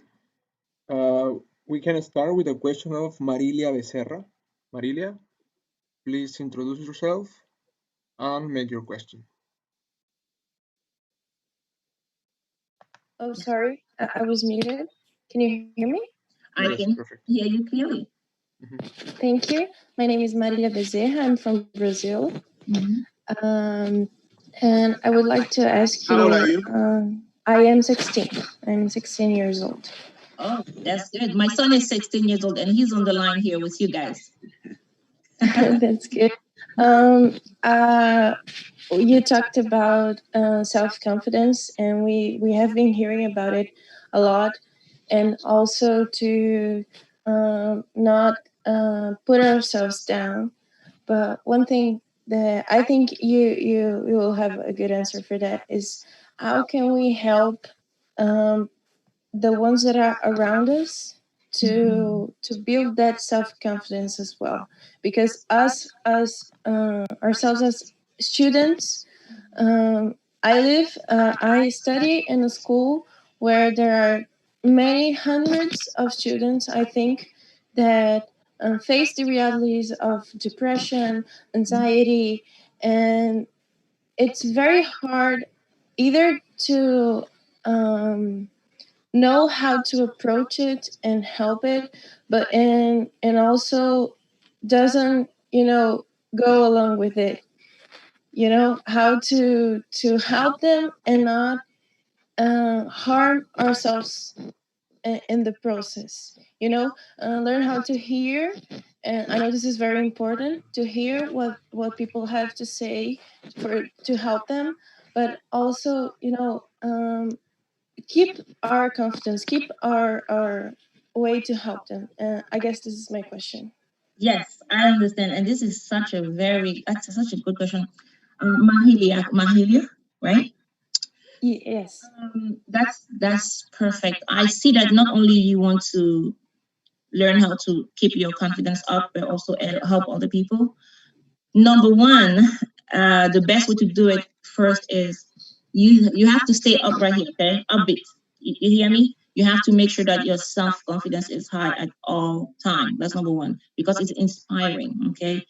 Especially at your age, usually people tend to watch their peers a lot. They kind of are taking a look to see what their friends are doing. That's number one.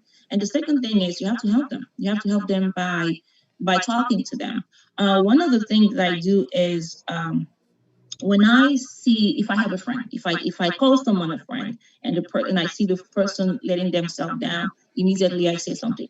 Because that's one of the things that I want to say, like, I hate it. Like, even with my kids at home, I don't want to hear the words "I'm not good enough" or "I'm not." I'm at least try. So what I want you to do, Marilia, is to encourage them.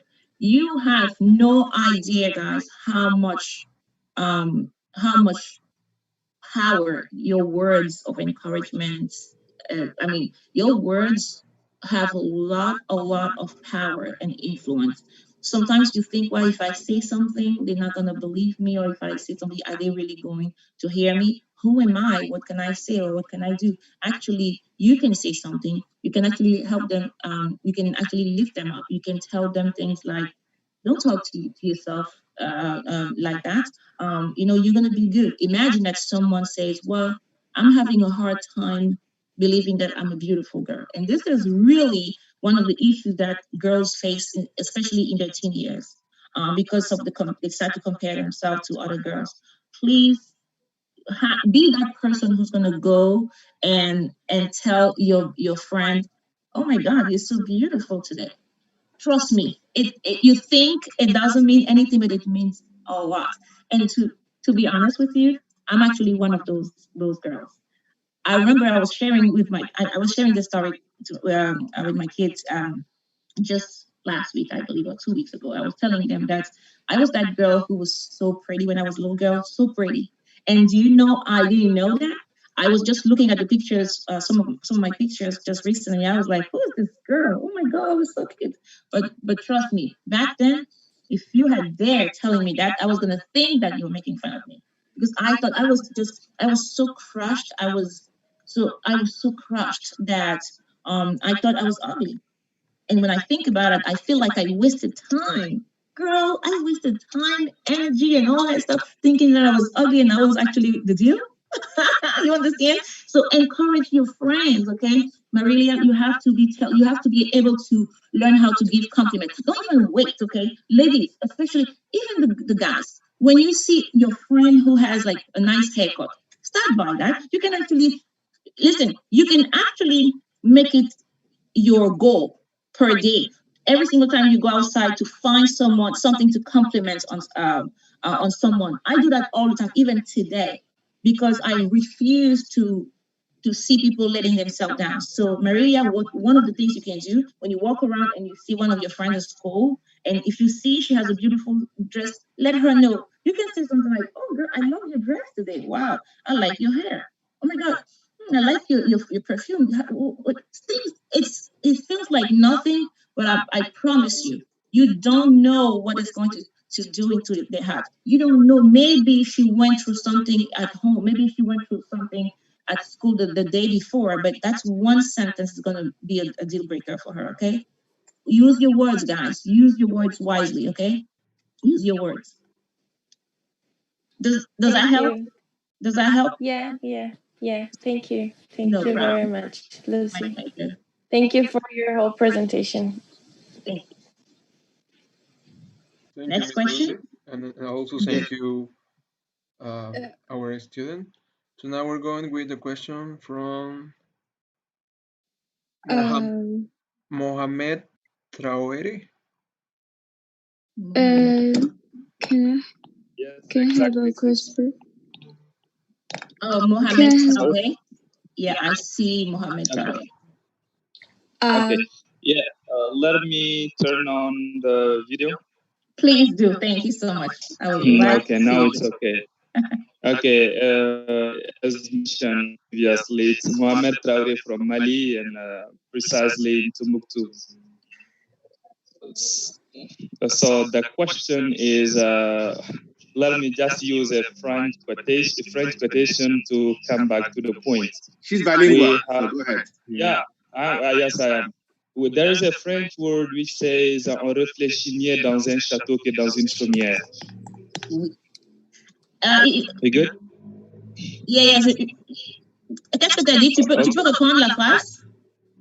On réfléchit mieux dans un château que dans une chaumière. Yep, je suis d'accord. Okay. Yeah. Okay, so here in Timbuktu, I personally am involved in social stuff and so on and so forth. I already created a club named IYC, Active Youth Organization.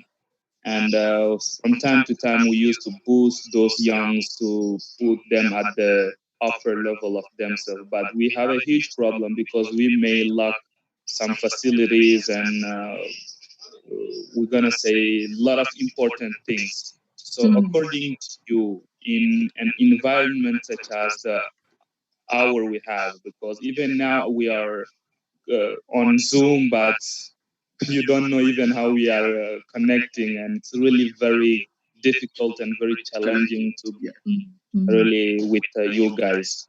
But the question is, what is your advice for you to us in this, we're going to say, thought situation? How can we really boost people to be at the best of their level while that we know that they should tackle with poverty, tackle with a lot of social problems?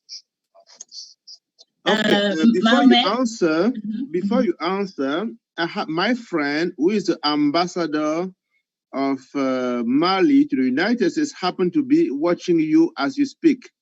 Mohamed, it just happened. I was just looking at my Facebook, and the ambassador of Mali is actually watching you speaking. I don't know if you knew you were going to speak, but I think it's very important what he's saying. Yes, it's like he stated, it's better, it's easy, we think easier when we are living in the castle than when you're in the street, something like that. So for those who are not able to get in the castle, so what is your advice? I'm just translating because some people, he spoke French and people didn't know the meaning. So yes, anyway, so go ahead, please, Lucie. Okay, this is what I'm going to do. I'm going to insert this question in English, and I want to go a little bit in French for those who comprehend French better. Okay, Mohamed, the first thing you have to know is that there's something that people say usually, use what you have, do what you can, and hold on one second. Let me restart because it has to be in a certain way in my mind. Okay, start where you are, use what you have, and do what you can. Okay, that's where it starts. Unfortunately, countries are not equal, and it's not fair. Okay, the world is not fair. Some people have privilege, some people don't. And like I said earlier, that's actually one of the reasons why I chose to left the continent for a while, because it's hard. But for you guys who are back home over there, use the small things that you have. And the good thing about this is this: you are here. You are a leader, Mohamed. You're such a strong leader because you're willing to go through all those obstacles to come here. And I know the internet connection is not that good sometimes, but you're here and you managed to be here. Get this information, gather that information, and go back and teach your people.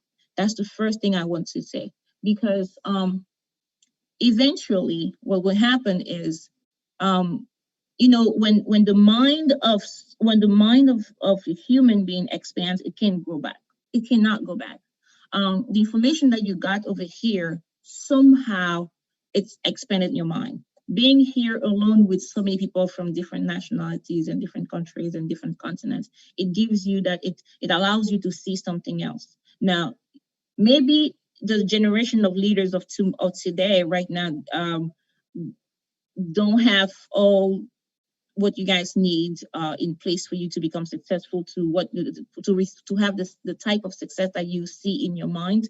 But I promise you that if you start working with what you have right now and you do what you can, eventually the next generation after you, because of your work, Mohammed, because of your work, they're gonna get to where you're trying to be right now. Does that make sense? So I'm saying this to say, don't give up. I'm saying this to say, every single time you receive some good information, please share that with other people. And like I said, if you think, it's, how can I say that? Let me go to French real quick. Essaye de prendre des contacts avec des gens qui peuvent t'aider, okay?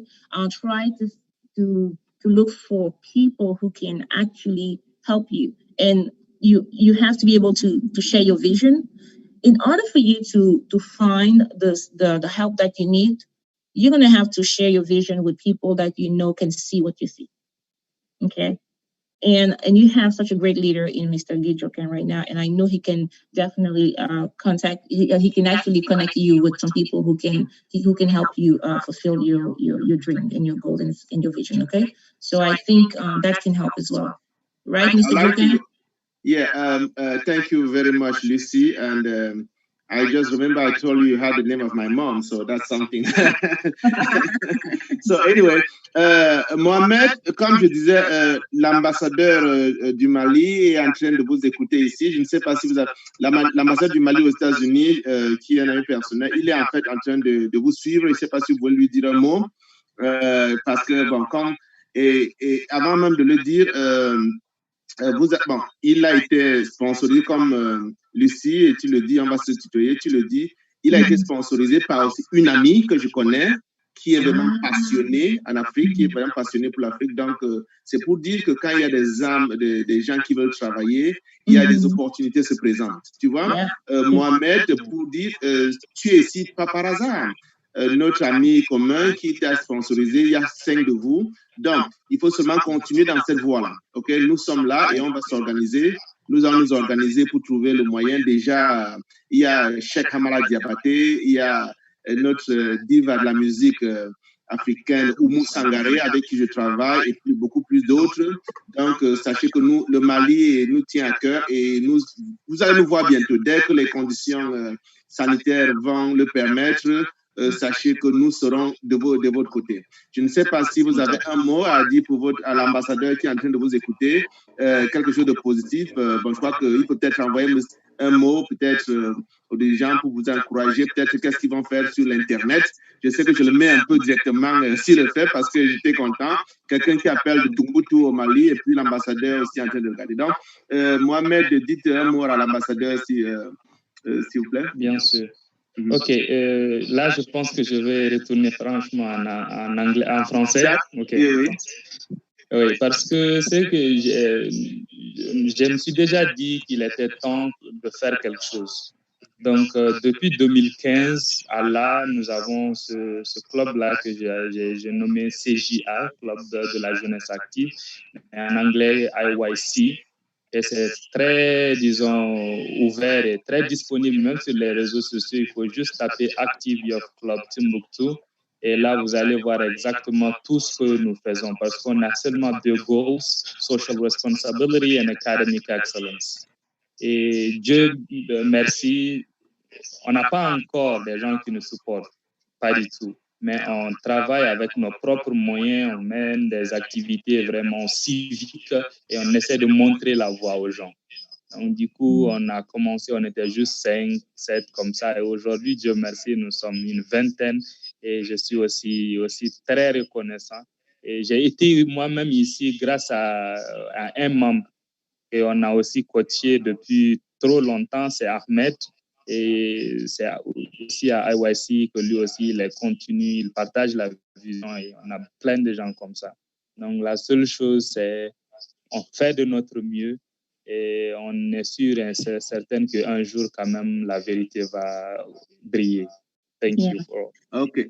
Je peux ajouter quelque chose rapidement. Oui. Mohamed, déjà, bravo. Bravo parce que dans un pays francophone comme le Mali, tu parles un anglais formidable. OK? Ça, c'est un anglais formidable. Ça montre déjà que tu as déjà fait ta part, tu es en train de faire ta part, tu fais des efforts de sortir de la masse et tu te sépares tout doucement. Et c'est comme ça que les choses vont arriver. Et moi, je pense que déjà être ici parmi dans ce milieu, c'est une grande opportunité pour toi. Il faut aller de l'avant et je te promets qu'il y a beaucoup de choses qui vont changer. Ça, c'est sûr et certain. Okay. Merci. So we just want to summarize what happened in the last few minutes. There was a lot of French. Of course, some delegates are French. We have people from Mali. We have people from Senegal. We have people from Togo and a few other Côte d'Ivoire, a few other countries. So the gentleman Mohamed actually is calling from Timbuktu. I know many of you didn't even believe Timbuktu was a real country, but now you see someone that's coming from Timbuktu. Yes, in a very challenging environment. You all know that a lot of people actually sign on from Africa, but they cannot even join us online. And when he was asking his question to Lucie, I just happened to have the ambassador of Mali in the United States who happened to be joining. He's actually watching as we spoke. So after the answer from Lucie, I asked Mohamed to actually talk to the ambassador, and then he presented himself to the ambassador. And we hope this is going to yield some tangible results. But the most important was that Lucie was telling him that the fact that he's here actually is not an accident. You know, he's in a French-speaking country speaking English. I think that's very remarkable. And Lucie was saying that yes, by being here with a network of we are all here together on the same cause. So a lot of things will happen. We'll get out of this. And also reassure him that we have a lot of good connections with Mali. He actually got a scholarship from a friend, a mutual friend that actually sponsored for 5 people from Mali to attend the conference. So that's an example again about what Lucie was saying. You need to be ready. When you are ready, you knock at the door, it will happen, right? First, they need to want to do this. First, the friend that sponsored them realized, there were people that deserve to be assisted. And then here, so again, as you see in life, things don't happen because you cannot sit in the bed complaining and whining, nothing will happen, but you rise up and then connect with people and things happen just like it's happened today. So thank you again, Mohamed, for your question, and thank you for Lucie. We may have one last more question, and then, yes, we had some technical difficulty at the beginning. We are going to push 15 minutes for all the groups until the end. Okay, thank you. So any more questions, Rodrigo? Yeah, we have one from Scarlett. Scarlett? Can I have a question? Yes. I know you were ready. That's why I didn't want to cut it out. So go ahead, introduce yourself and ask your question. Hello, I'm Scarlett. I'm from China and I'm 17. My question is, I'm always concerned about what other people think or say about me, which always undermines my confidence. I don't know how to avoid this outside voice. Okay, yeah.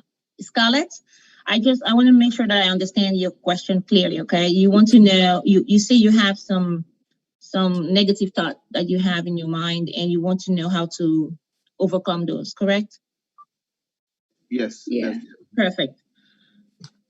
This is what I did.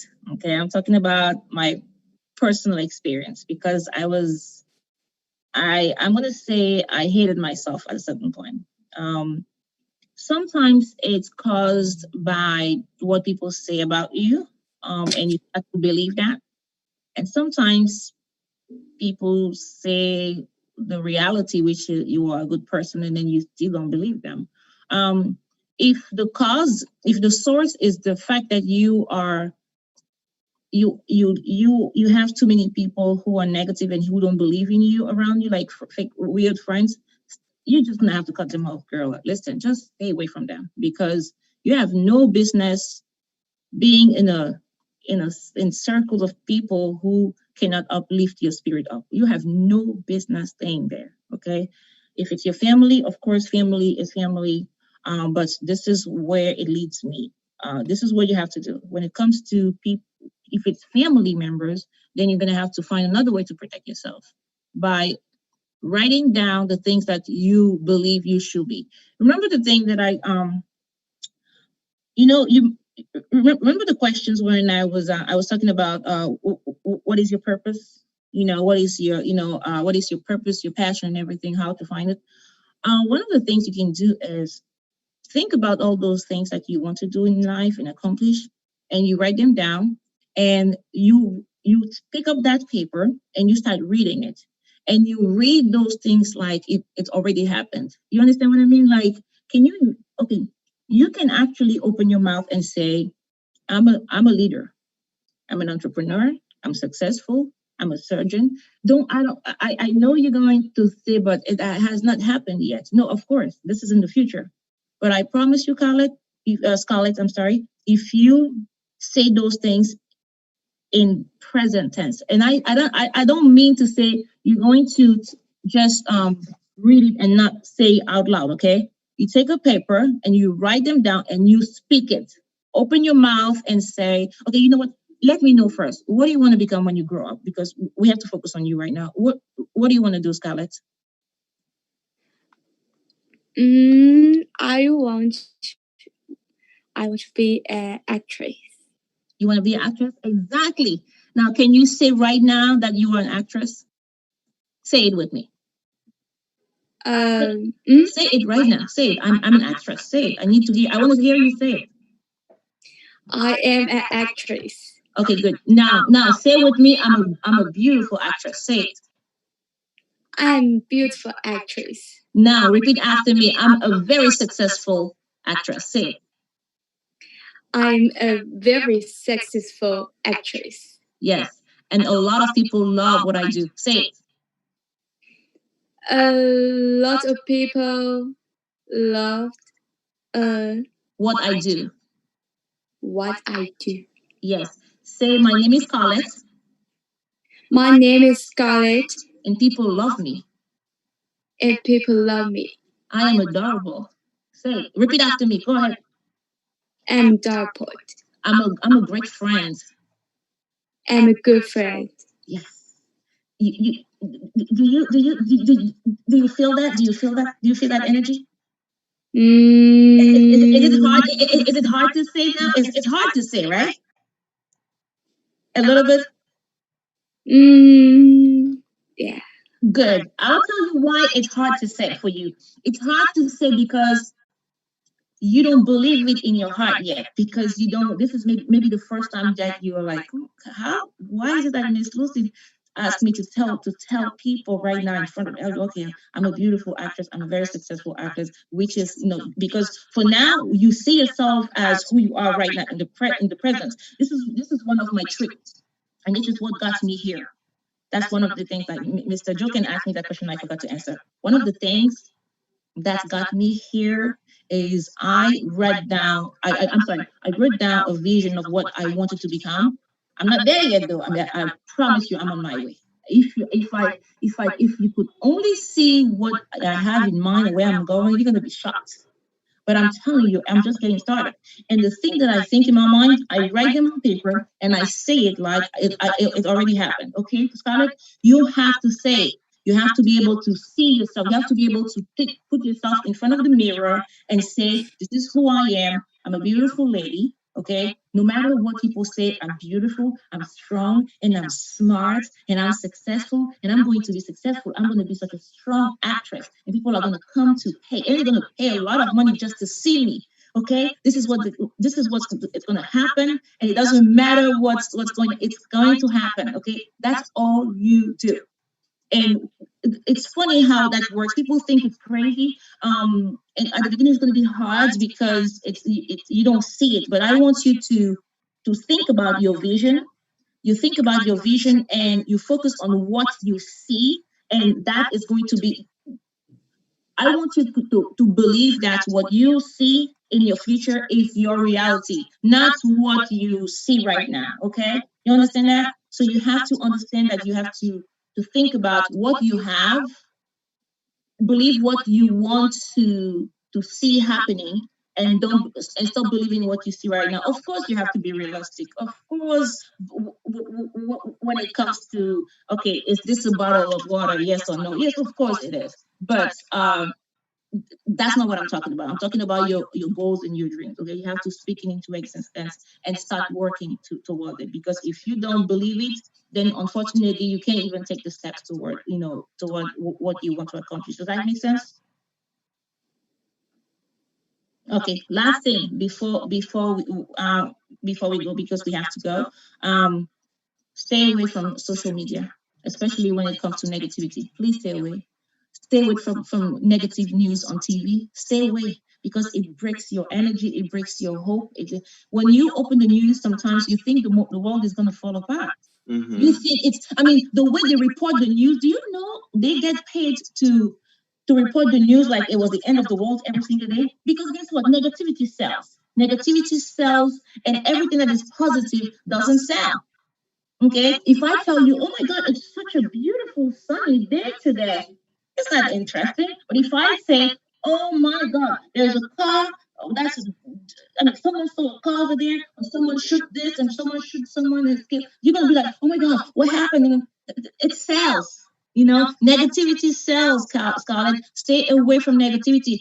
I'm telling you, the day you shut down that TV and that internet, listen, on social media, Facebook, Twitter, Instagram, TikTok, if someone shares negativity, block them. Block them. Stay away from that. Protect your mind. Protect your eyes.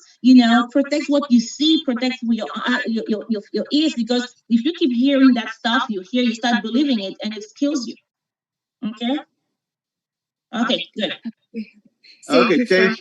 Thank you, Scarlett. Okay. So the one thing that Lucie, I think we took extra time, but then it was worth it, because I like when the wise man that say, "He who has saved one person has saved the world."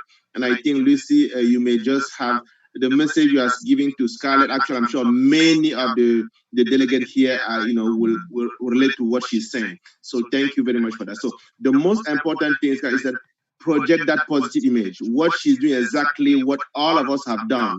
Those who have been successful. You have to close your eye and see that beautiful shining girl that we all see. You may not say, but we see that beautiful. She's so pretty. I mean, she's so pretty. I'm telling you. Yes. Know that you are beauty, and don't let anybody tell you otherwise. Okay. I was like, wow. And it's so funny, Mr. Joker.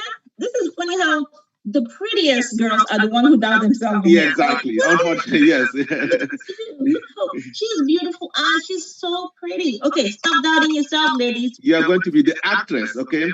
Plus, for those who are watching, we have a movie festival in this camp, and the award ceremony is going to be on the 30th, Thursday at 1 p.m. I know it's late in China, but if you can, join that, okay? We are going to put you in touch with movie makers. Actually, I'm sure Mariana, who is watching this, and Jagridu is, they are here. They're going to get in touch with you. We want to make sure that we do ourselves what we can to make sure you are the most successful actress, okay? So we'll make that happen. So ignore the other negative voices. So on this, very quickly, Rodrigo, do you have a nice citation from Lucie? And then we very quickly, so that if we then return to us.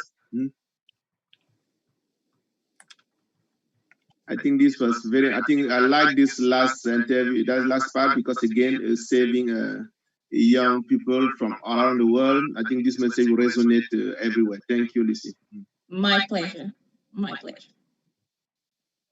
Rodrigo, are you there? Yes. I'm just waiting to Nicole is going to share right now.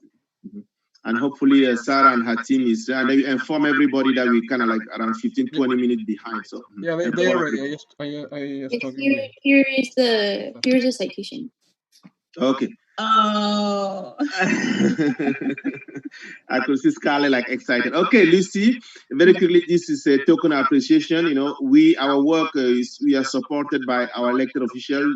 UNESCO Center for Peace is based in Frederick, Maryland, and we have 100% support from our elected official that understand the role we are playing in the world, and that's why they send this citation, because we know that we do what we do because of people like you. Okay, so we are very thankful to you, and then I hope you already received your the link to join us in the studio. Yeah. If not, we're going to take care of that. Okay. On that, Okay. thank you. You're going to be receiving your citation by mail. I'm going to make sure you receive it. Okay. So thank you very much, and then I turn over to Sarah. Right. Thank you. Bye, guys. Yes. Okay. Thank you. Bye bye.